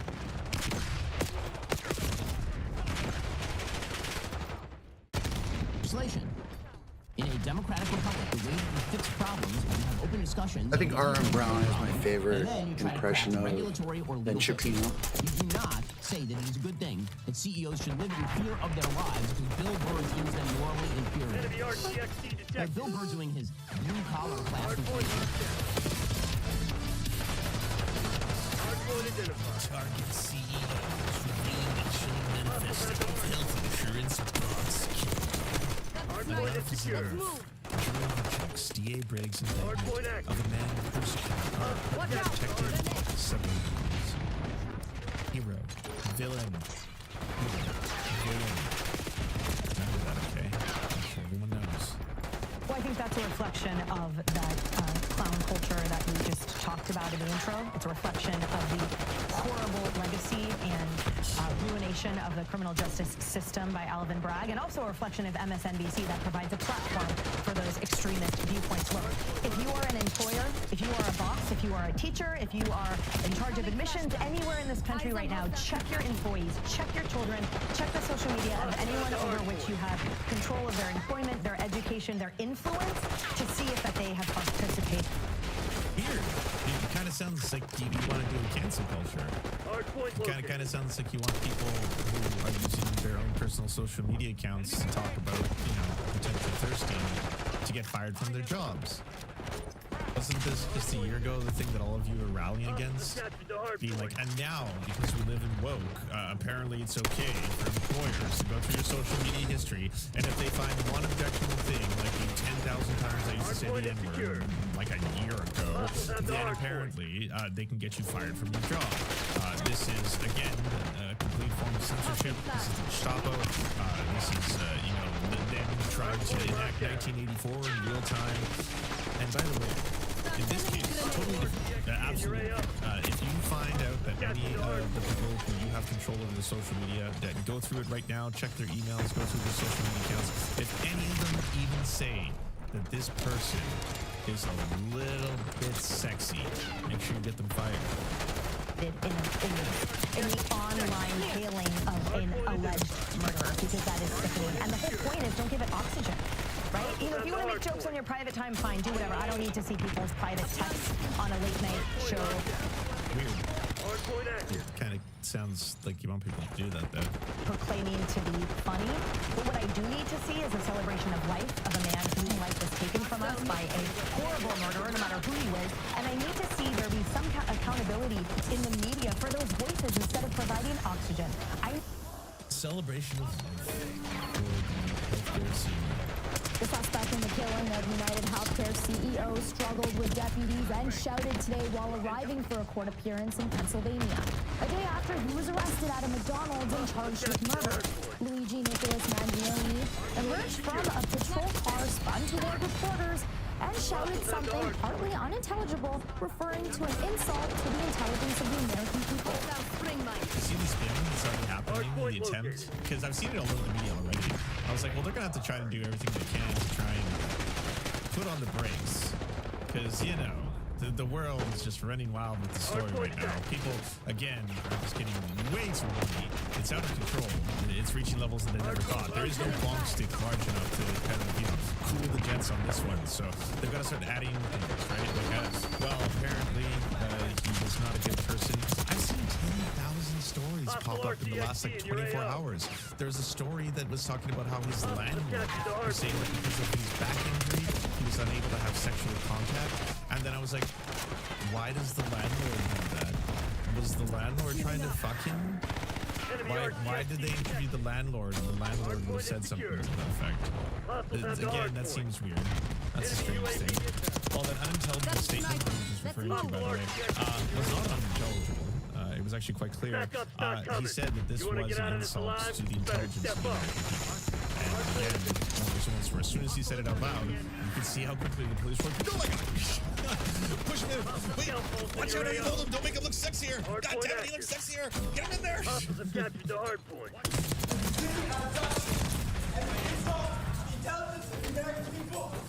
Luigi Mangione struggled to get a message out before being taken into Pennsylvania courthouse for his extradition hearing.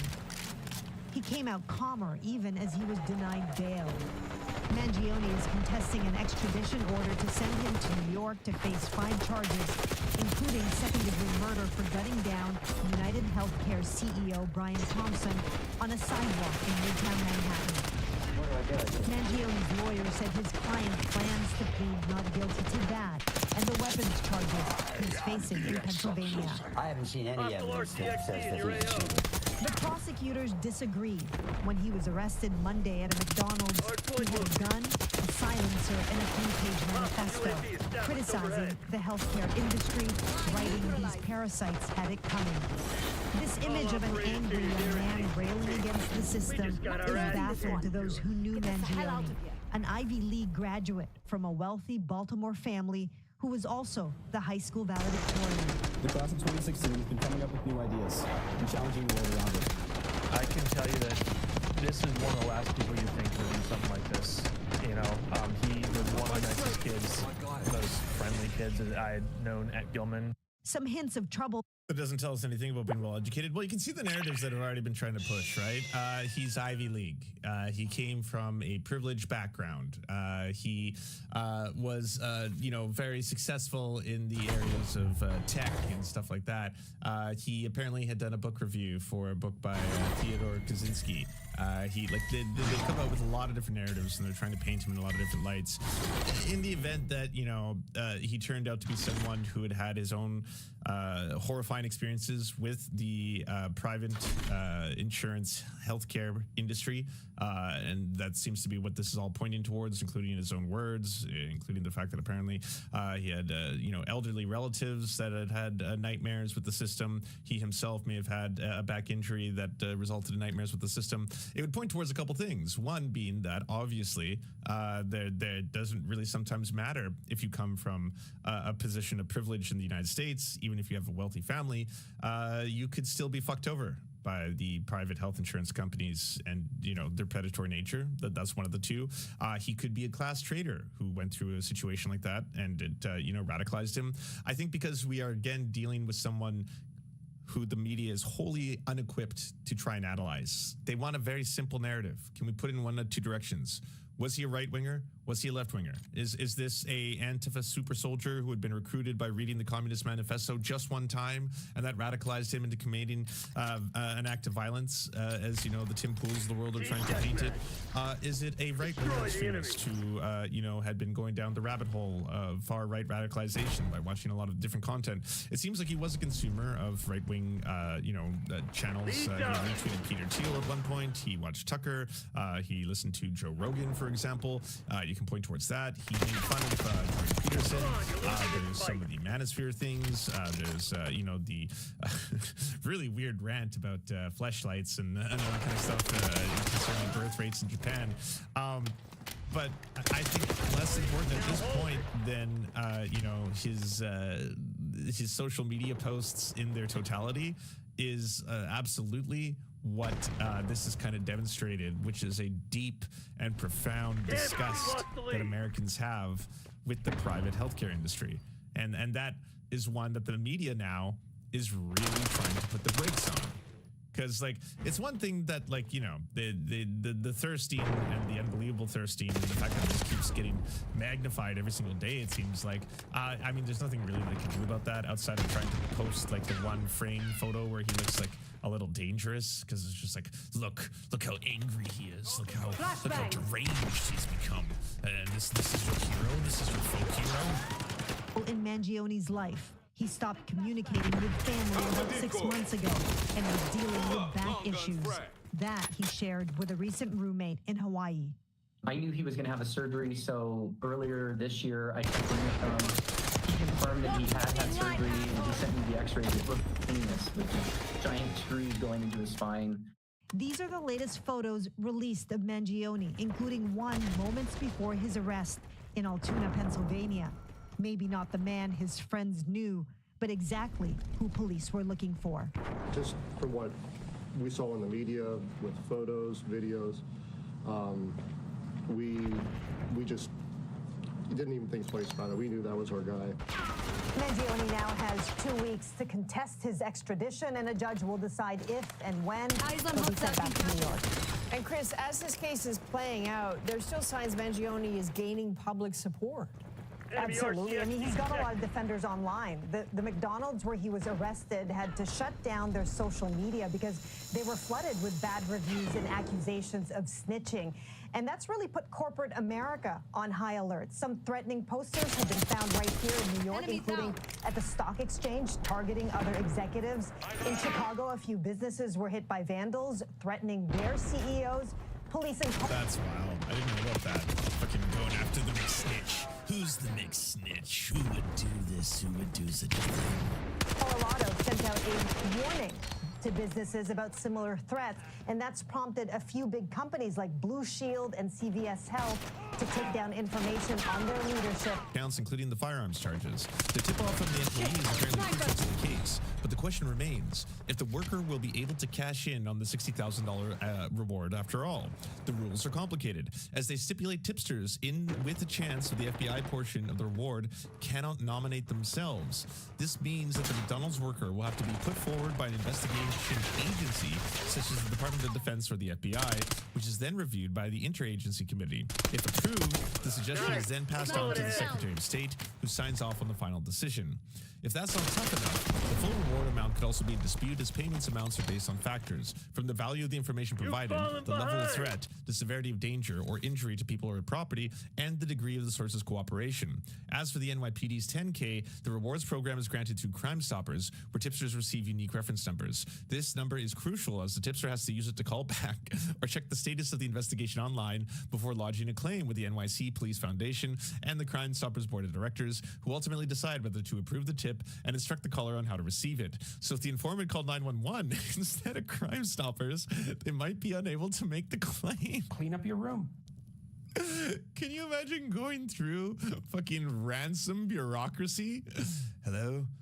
Yes, this is the McSnitch. I'm snitching it.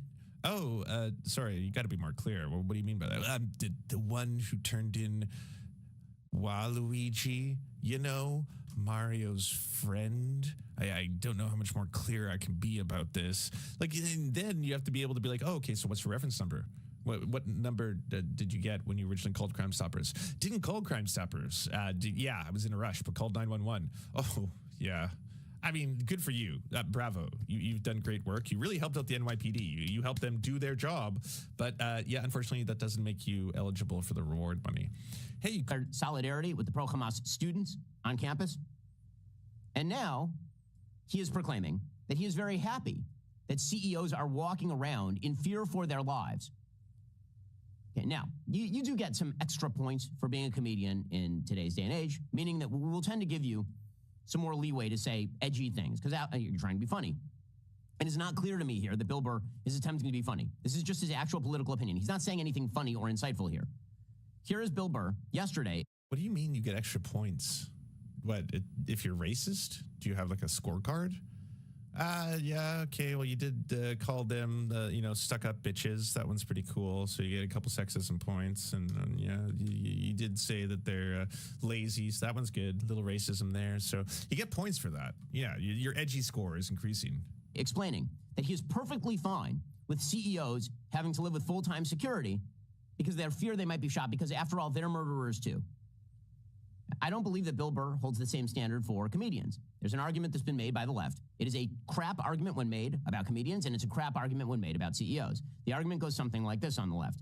People like Bill Burr mock the vulnerable. They mock the marginalized, and thus they are a danger to the vulnerable and the marginalized. So presumably, Bill Burr should have to live in fear of making a joke. Bill Burr... Sorry, what? Like, why don't you learn your enemy? I assume if you hate the left as much as you say you do, you may have listened to a single... what? Because Bill Burr mocks the vulnerable, he must live in perpetual danger. Because you never know.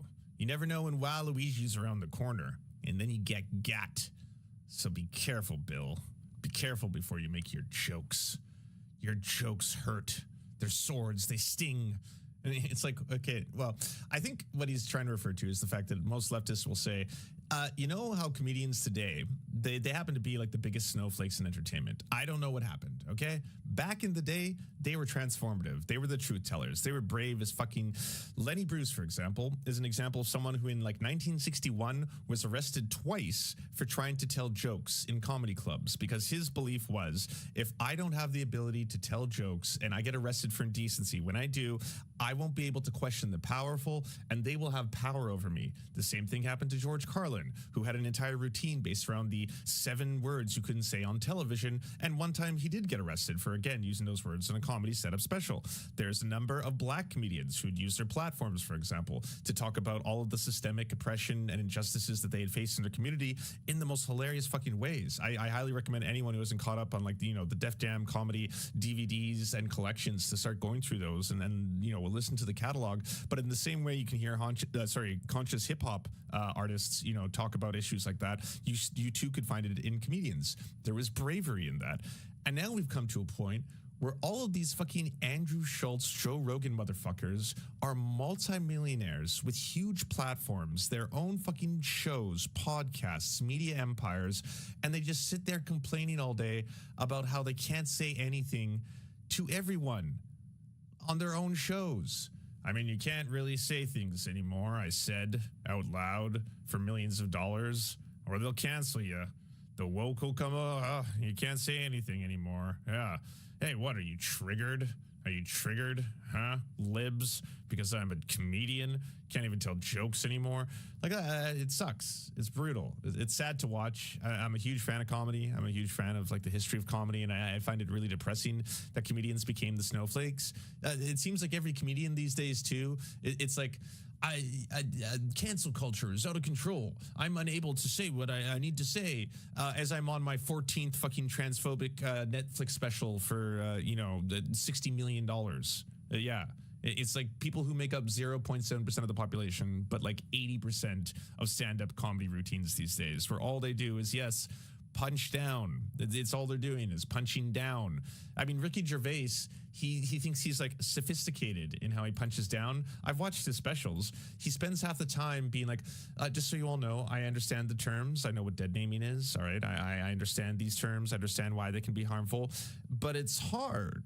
It's hard to do. And so I'm going to do a whole joke, about Caitlyn Jenner. I'm going to do a whole routine about it. And I'm going to now do all these jokes about it, about how hard it is for me as a cis guy to have to follow all these rules. It's really a struggle. And then I'm like, what who being trans is hard for? Trans people. I assume it's got to be a lot harder, especially when there's assholes like Ricky Gervais making millions of dollars with these fucking tired, low-hanging fruit-ass jokes, just the same shit over and over and over again, where you're just sitting there like, oh, yeah, hilarious. Yeah, no, she had what? A penis? Yeah, another penis joke. It's so funny. Oh, pronouns. What are your pronouns? Are they not traditional pronouns? What a surprise. They're not actual pronouns. They're different words. That's funny. Yeah, attack helicopter. Brilliant. Here we go. Oh, and then at the end, if you were to criticize them, the thing that they're doing to an entire group of people who are already marginalized in society, suddenly it's like, oh, what, are you canceling me? I'm sorry. I can't tell a joke. I can't be edgy. Not allowed to be edgy without all of you woke snowflakes melting down before me. And then it's like, Jesus Christ, this is so fucking sad. So sad to see. I don't know if you all saw in Kendrick's new album, in Waxed Out Murals, first track, he's got a line that basically talks about how no white comedian can talk about no black woman. That's law. And Andrew Schultz, who happens to just be a racist, low-hanging fruit asshole comedian, thought that was about him. Could be about him. Could also be about the people who Andrew Schultz was talking to at the time when he was making all of his racist jokes towards black women. Might be another part of the story that's not often talked about. The fact that there's other men in the room who just sit by and laugh at his racist jokes towards black women instead of standing up for black women. That could also be what it's about. Could be about none of them, because again, he's not mentioned by name. But holy fuck, is that guy ever a snowflake? Triggered as fuck, melting down now, just constantly whining about it, complaining about it, going on Charlemagne the God show, being like, oh, what the fuck, apparently you can't make fun of black women. You mean like all of hip-hop music has been doing as long as I've been alive? Oh, what the fuck, apparently Kendrick's doing like a collaboration with Matt Stone and Trey Parker. You think South Park's never made fun of black women? Is that okay? What are the rules? I just want to know. And it's like, it's pretty weird to see that people who just complain all day about cancel culture, people who complain all day about this shit, constantly just like fucking beaking off, flapping their lips, they're the ones who are so soft. They can't take criticism. There's a huge difference. I don't give a fuck about Andrew Schultz. I don't listen to him. I think like all the guy does, because I've watched a handful now of the clips of him, all he does is work a crowd by basically asking what race someone is, who's like either a heckler or someone in the audience. He's like, hey, buddy, hey, are you being like an annoying black dude or something? And then the guy will be like, I'm not black. He's like, oh, well, what are you, buddy? I'm from Pakistan. Oh, you're from Pakistan, eh? Well, at least this is in India, huh? How about you? You look black. Are you black? I'm from Somalia. You're from Somalia. Well, I got a Captain Phillips joke for you. Yeah, there you go. It's like he's got a dialogue tree where all he knows is basically stereotypes. And what he'll do is he has to find out what race or ethnicity someone belongs to. Once he figures that out, he just then has a little list of things that he can make fun of them for. He's like, oh, where are you from? I'm from Korea. You're from Korea? Bet you can't drive, right? That was one of the options in the racist dialogue tree. I had 3 or 4 options there, and I picked that one, and that's the one I'm going with now because I'm edgy, and if you criticize me, you call this shit lazy or racist or anything like that, well, then you're just trying to cancel me. Then that's what this is, you know. You're just a triggered snowflake, unable to be able to handle the truth bombs that I'm dropping. And again, the shit is lazy, okay. So that rant basically was to answer what Ben was talking about. Should have to live in fear because he doesn't know who he's damaging. In any case, here is Bill Burr openly cheering the murder of a United Health executive because he says CEOs should live in fear if they don't act in the way that he would have them act in a system that he has no fixes for, by the way.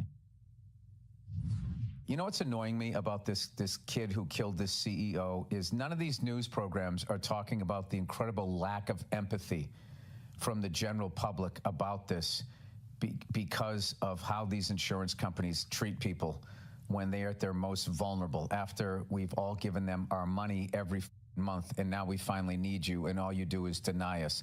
And then all of these things are taking the pictures of their CEOs off their websites. You know, I got to be honest with you, okay?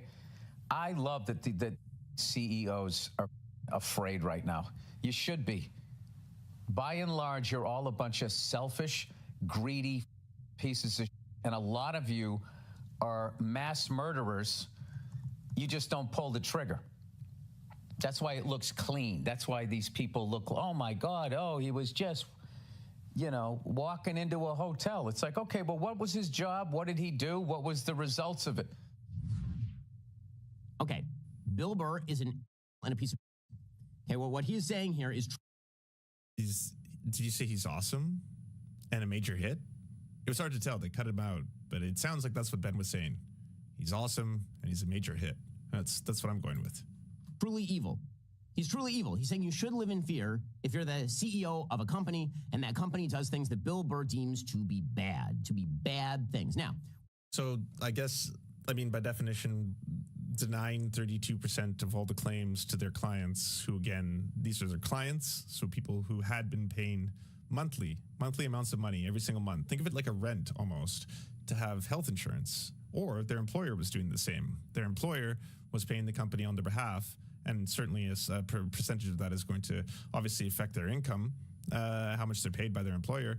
And then at that point, when they were making claims because they needed health care, 32%, almost 1/3 of all those claims were denied.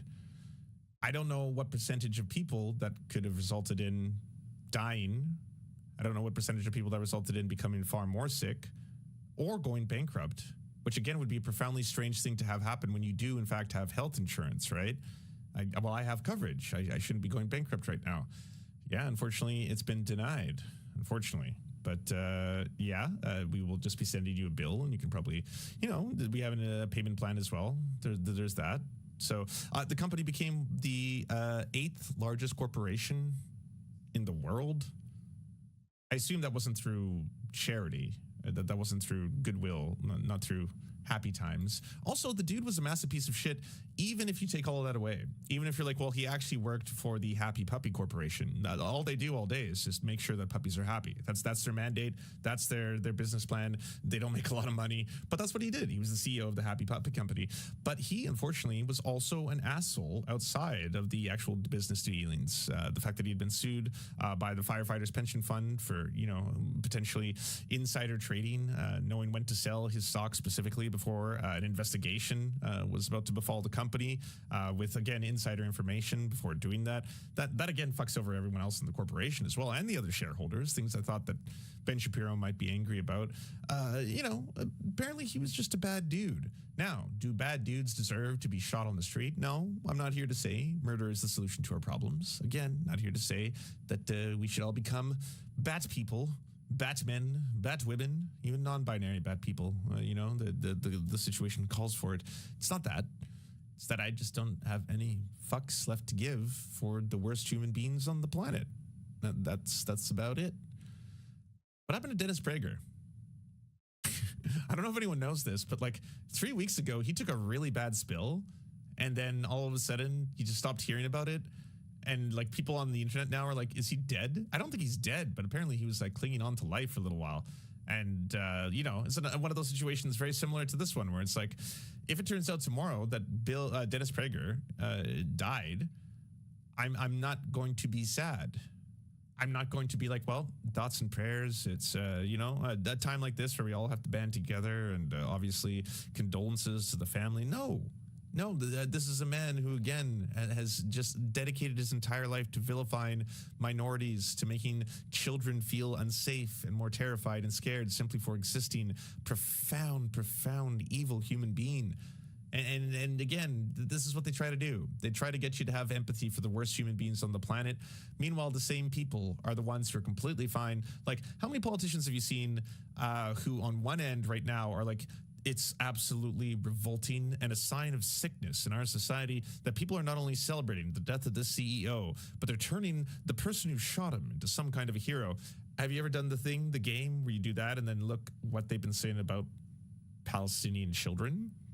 Not even sometimes the complete lack of saying anything, which, again, complicity in silence kind of shit. But I'm talking about people who are just like, good. Yeah. Well, I mean, they're Hamas. No, I'm talking about the kids. Yeah, they all are. I mean, they're Hamas in training. It's actually a good thing. Israel has right to defend itself. It's a good thing that they are eliminating all of the terrorist threats that exist within that region, that they are cleansing them off the face of the earth. That is a good thing, yes. Thousands and thousands and thousands of children dying and or starving right now. I am okay with that. But how dare you? How dare you? You're excited that a CEO was shot. The man had a family. I'm sure he had a mother. We have laws on the books, for example, that prevent things like fraud. Okay? We have laws on the books that prevent things like embezzlement. We have laws on the books that punish criminal activity. If you don't like the system, and many people don't, the proper response to that system would be legislation. In a democratic republic, the way that you fix problems is you have open discussions of the details of those problems, and then you try to craft regulatory or legal fixes. You do not say that it is a good thing that CEOs should live in fear of their lives because Bill Burr deems them morally inferior. Bill Burr doing his blue-collar class routine act is a bunch of horse. Bill Burr is worth $14 million, and he makes his money making crap movies for Netflix at this point. Again, this basic idea, if we're going to have a functioning country, you can't just... I don't know. I mean, I guess he's not familiar with the stand-up, but I kind of am. And in one of his recent specials, he does talk about that very dynamic, about how he is now, in his own view, rich as fuck, and how that kind of alienates him sometimes from his ability to try and have normal conversations with other people, where they're like, so has your life changed now that you're rich? And then he's like, well, I mean, I won't lie to you. I fly first class now. But he's like, you know why? Because it's better. And I'm going to be honest with you, as someone who has been poor most of his life and now is rich, I can tell you, it's fucking terrible that we do this. It's really shitty. It really fucking sucks because it's a comfortable experience. It's like, actually, oh, this is an enjoyable thing. You can actually enjoy flying in a plane. You're not crammed into the smallest possible little fucking corner there in the side, and then you're just fed fucking microwave dog food while you worry about whether or not you're going to crash the entire time. You sit there in a life of luxury as they just like fucking guzzle champagne down your gullet and give you grapes and cheese and stuff. So he's like, yeah, of course I do, because I have the money to do it. But he's like, I don't think it's right. I don't think, like, I'm going to do it because I have the ability to do it, but I don't think it's right that we do this. Which again is like, I kind of respect that. I kind of respect people who are like, well, yeah, obviously I'm successful, so I'm going to use success. But I'm not going to lie to you. I'm not going to lie to you that all of a sudden it's like, oh, so the world's upside down. You have to respect the people who are exploiting you. The world's upside down. You actually have to treat them as if they were heroes. You have to venerate the evil CEOs who are making your life complete and utter shit because the world's upside down. No, that's not him being like a fake blue-collar stand-up comedian. It's someone who has been pretty consistent in his observations of the world and being like, I'm just going to tell you like it is. You may like it, you may hate it, but I'm just going to see it as I see it, kind of thing. Justify the murder of people who run their businesses legally in ways with which you disagree. It is one thing to disagree with them. You can call them whatever you want. When you start justifying them living in fear or suggesting maybe they should be murdered, I'm just wondering what the limiting principle is. Okay, how about this? How many people at United Health, company, how many of their clients live in fear? What percentage? What number? If the number is in the thousands, because they're worried about medical bankruptcy, they're worried about their claims being denied, they're worried about dying or having family members dying or children dying, whatever that number is, can we equate that then to the CEOs? And I guess we have to use the inverse principle, right? Because CEOs make, what, about 300 to 400 times the pay of their average worker? So how about in inverse? So if you have, say, I don't know, 100,000 clients who live in fear, then we multiply that by 400, and then we get the number of CEOs that justifiably could also. I mean, it is a company. It can just not work both ways. Would that be appropriate? Equal? I'm using the facts here. Okay? I'm wondering what it is. The alleged shooter in this case was echoing techniques of the Unabomber. The Unabomber said,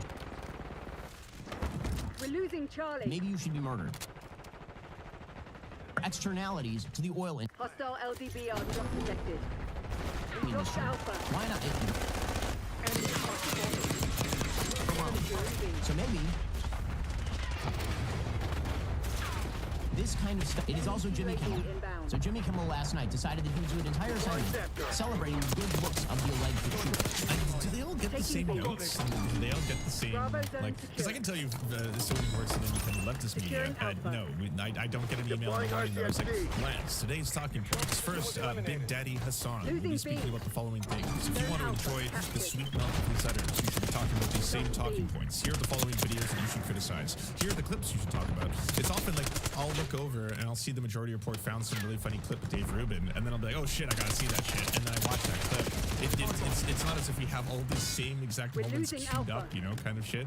I could be reading too much into it, but it really seems like they have the same shit over and over again. Thank you so much for watching, everyone. This independent series is made entirely possible through short patrons. It was produced by Emily Ryan, Aaron McCarthy, Bobby Mazers, Cheryl Alvarez, Ahmed Duncan, Doug Patty, Everything Important, Big Heart Celine, Jimmy Sombrero, Multimon, Bob Nicholas Happy, Preston Soul, Paul 185, Richard Bowen, Riley Amanda, Willis Cernicus, Stellar Green, Sebastian Denver, and Rose Greenwood.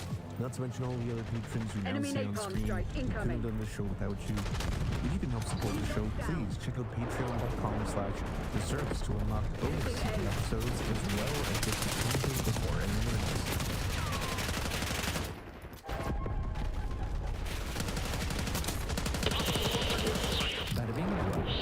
There's 4 ways that this is going to play out for Javier. If he is telling the truth, maybe he can help save the world. Or the world can maybe save Javier. Because if he is trapped like he says he is, he's going to die very soon.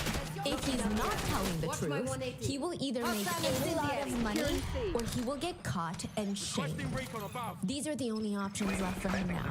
In 2021, Javier starts posting his first few videos on TikTok. It seems like millions for us. I don't know, for humanity, that's what it feels like. Javier starts by explaining He does not remember what happened or how it happened. He just remembers he woke up in the hospital one day. He's hooked up to a bunch of machines in the hospital bed. He doesn't know how or why he's in the hospital, but he gets up from the bed and it's eerily quiet. The machines aren't making any noise. He gets up and starts walking out of his large hospital room, and it's so strange.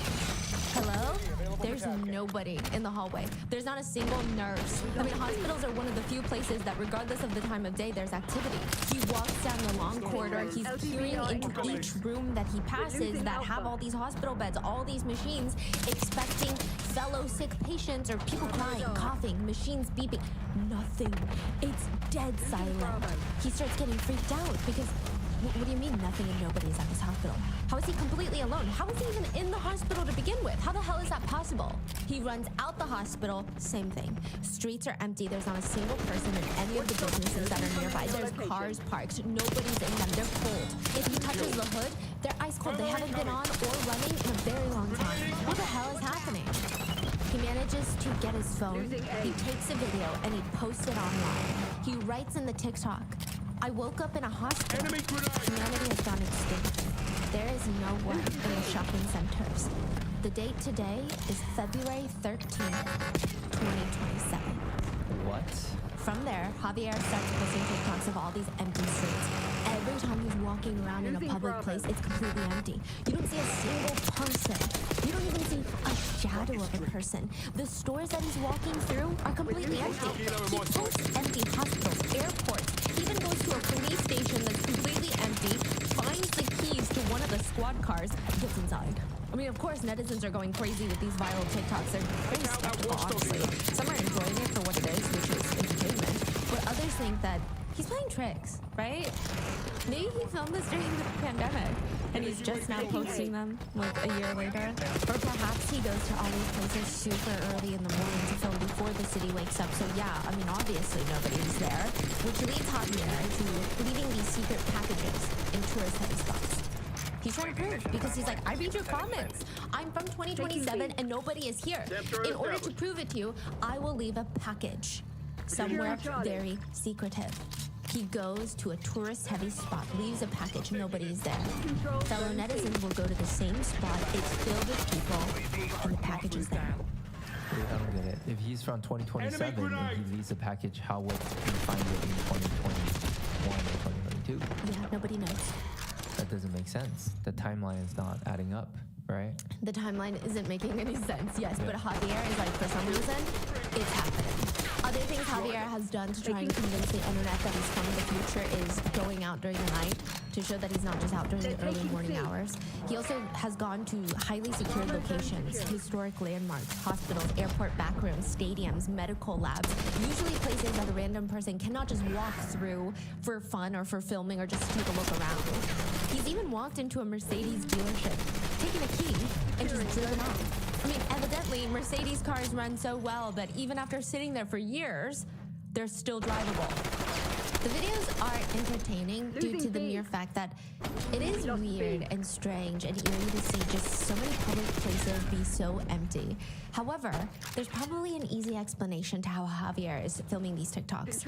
It's conceivable that he was able to obtain filming permits, or maybe it's explained that he's friendly with authorities, or maybe he's part of the authorities, maybe he's a cop, and he has the ability to get clearance to go into these locations, or who knows, maybe he's a game developer who's capable of CGIing everyone out of scenes, and this is part of a game that he's working on, so he's testing it out and generating conversation for his future projects. That could make sense. Is he still doing it today? Yes. Really? It's been going on for years? Yes. Wow. But it just can't be true, right? That Javier is from the future, because nobody is from the future, right? August 10th, 2024, 6:45 in the morning, there are at least 5 Miami-based paramedics in the area. That's not even including the other authorities, the police. Just paramedics surrounding this little blonde woman. She's laying on the pavement, shirtless. And she tells them, the aliens. One of the paramedics leans down. Excuse me? They're coming. They're coming, they're coming, they're coming, they're coming. What? I'm from the future. I'm a crystal ball. You can live off me. I'm from the future.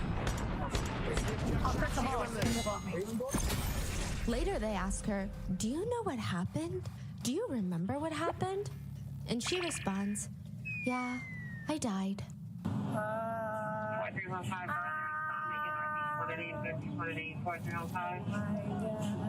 The authorities are very interested in what she has to say because obviously there's no way she's from the future, right?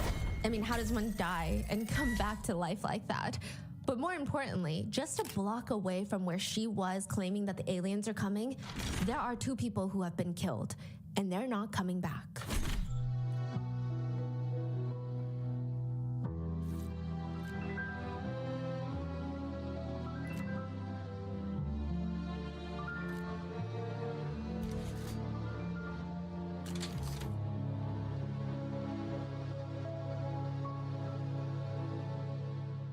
We would like to thank today's sponsors who have made it possible for Rotten Mango to support the JED Foundation. The JED Foundation is a nonprofit that exists to protect emotional health and prevent substance misuse in our nation's teens and young adults. This episode's partnerships have also made it possible to support Rotten Mango's growing team, and we would also like to thank you guys for your continued support as we work on our mission to be worthy advocates. As always, full show notes are available at RottenMangoPodcast.com. With that being said, let's get into it. I have a question for you. If you are walking on the sidewalk, it's morning, so it's bright outside. There's people everywhere. You're walking north. When suddenly, all the morning joggers, all the fellow pedestrians start running in the opposite direction as you. What do? Do you keep going north, where they're running from? Or do you U-turn and start running with them, and nobody's really telling you what's going on? They're just running. Like, they're panic, screaming, running? Yeah, like they look like they're on a mission. Something has happened. They're running either away from something or to something. Oh yeah, I'm U-turning. You're U-turning? That's exactly what Macy Lathers does. She's wearing blue jeans, a red hoodie, the hood is pulled over her head, and she's briskly walking in one direction. There's CCTV footage of her. She's like 24, right? Now, clearly, she is not out for a morning jog. She's wearing jeans. But she does seem like she's sort of in a rush for something. She's walking north when a bunch of people start running in the opposite direction. And she has this moment where she hesitates. But maybe someone says something to her because she immediately U-turns it around, 180, joins the crowd, and starts running from where she was coming from. Makes a full U-turn, which takes her straight to the street where there are 3 cars that look like they have been chewed up and spit out on a random Miami road. There are firefighters descending. There's one car they're having to pry open this crumbled piece of metal. A piece of the car has to come off so that they can get the victim out. There's 3 cars, a white Mercedes, a black Range Rover, and a silver Suzuki.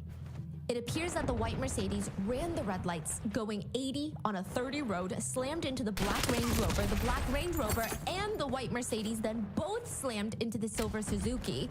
It caused all 3 cars to be completely smashed. Ultimately, the driver of the black Range Rover is rushed to the hospital, injured but alive. 2 passengers in the silver Suzuki, Abraham Molina and his friend Jesus Rubio, they were in the backseat headed to work, and the collision killed them. The driver of the Suzuki that was in the car with them, Abraham's wife, Juanita, was rushed to the hospital where she managed to survive, which means 2 passengers are dead. The driver of the Range Rover survived. The driver of the Suzuki survived, but she lost her husband and her friend. Then who was driving the white Mercedes? As the police are trying to figure that out, a block away, Macy, the one that was running with the red hoodie, she is seen. She's the one that U-turned, right? She manages to slip away from the crowd, where 1 block away, she's now on the ground, throwing up, just in the middle of the street. There's so much going on at 6:45 in the morning on this Miami intersection. She's now completely topless. Her red hoodie is off, and it's down the road. Wait. She made a U-turn? Ran back from where she was coming from. There's 3 cars piled up. And then she takes a turn and starts running down a block. But somehow, her top is off. Her shirt comes off. She's completely topless in the middle of a street. There are 2 officers standing there, guarding the scene and guarding Macy in a sense.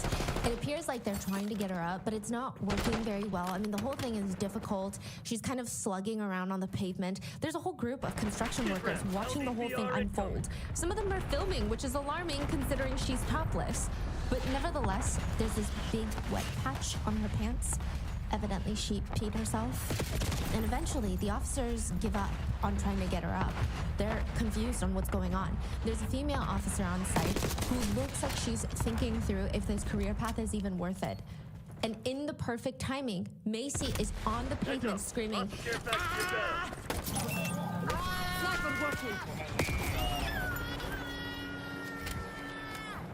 They ask her, "Ma'am, what car were you driving?" "My name is Mercedes. My name is Mercedes." Calm down. Is her name Mercedes or Macy? It's Macy. Oh, okay. It's not Mercedes. No. But she was driving Mercedes. Yes. Okay. The male cop has to tell her, calm down, calm down, calm down. I'm from the future. Awesome. Amazing. I have a crystal ball. I'm from the future. I'll crystal ball. Man, what did you take? Juicy. Pink, pink, pink, pink, pink, pink. Oh, fuck. Juicy, pink, pink, pink, pink, pink. Juicy, drunk. Oh my God.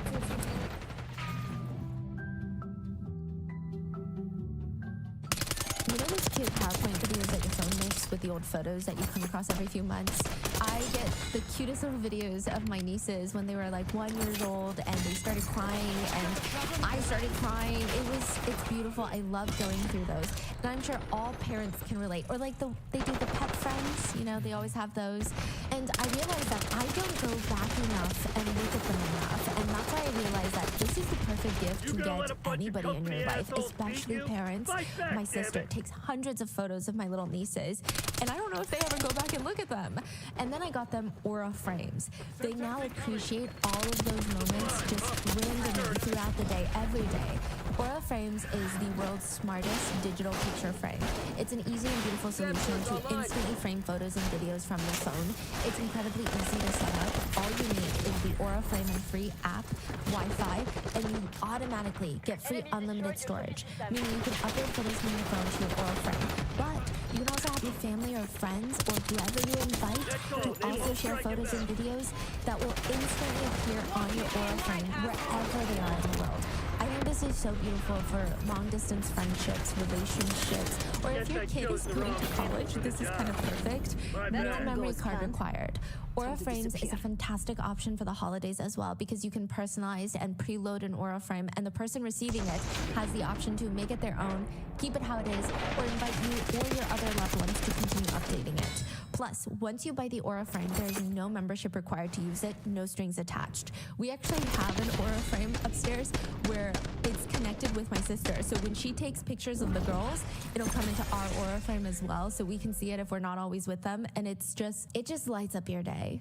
Save on the perfect gift by visiting auraframes.com to get $35 off Aura's best-selling Carver matte frames by using promo code ROTTEN at checkout. That's AURA frames.com, promo code ROTTEN. This deal is exclusive to listeners, so get yours now in time for the holidays. Terms and conditions apply.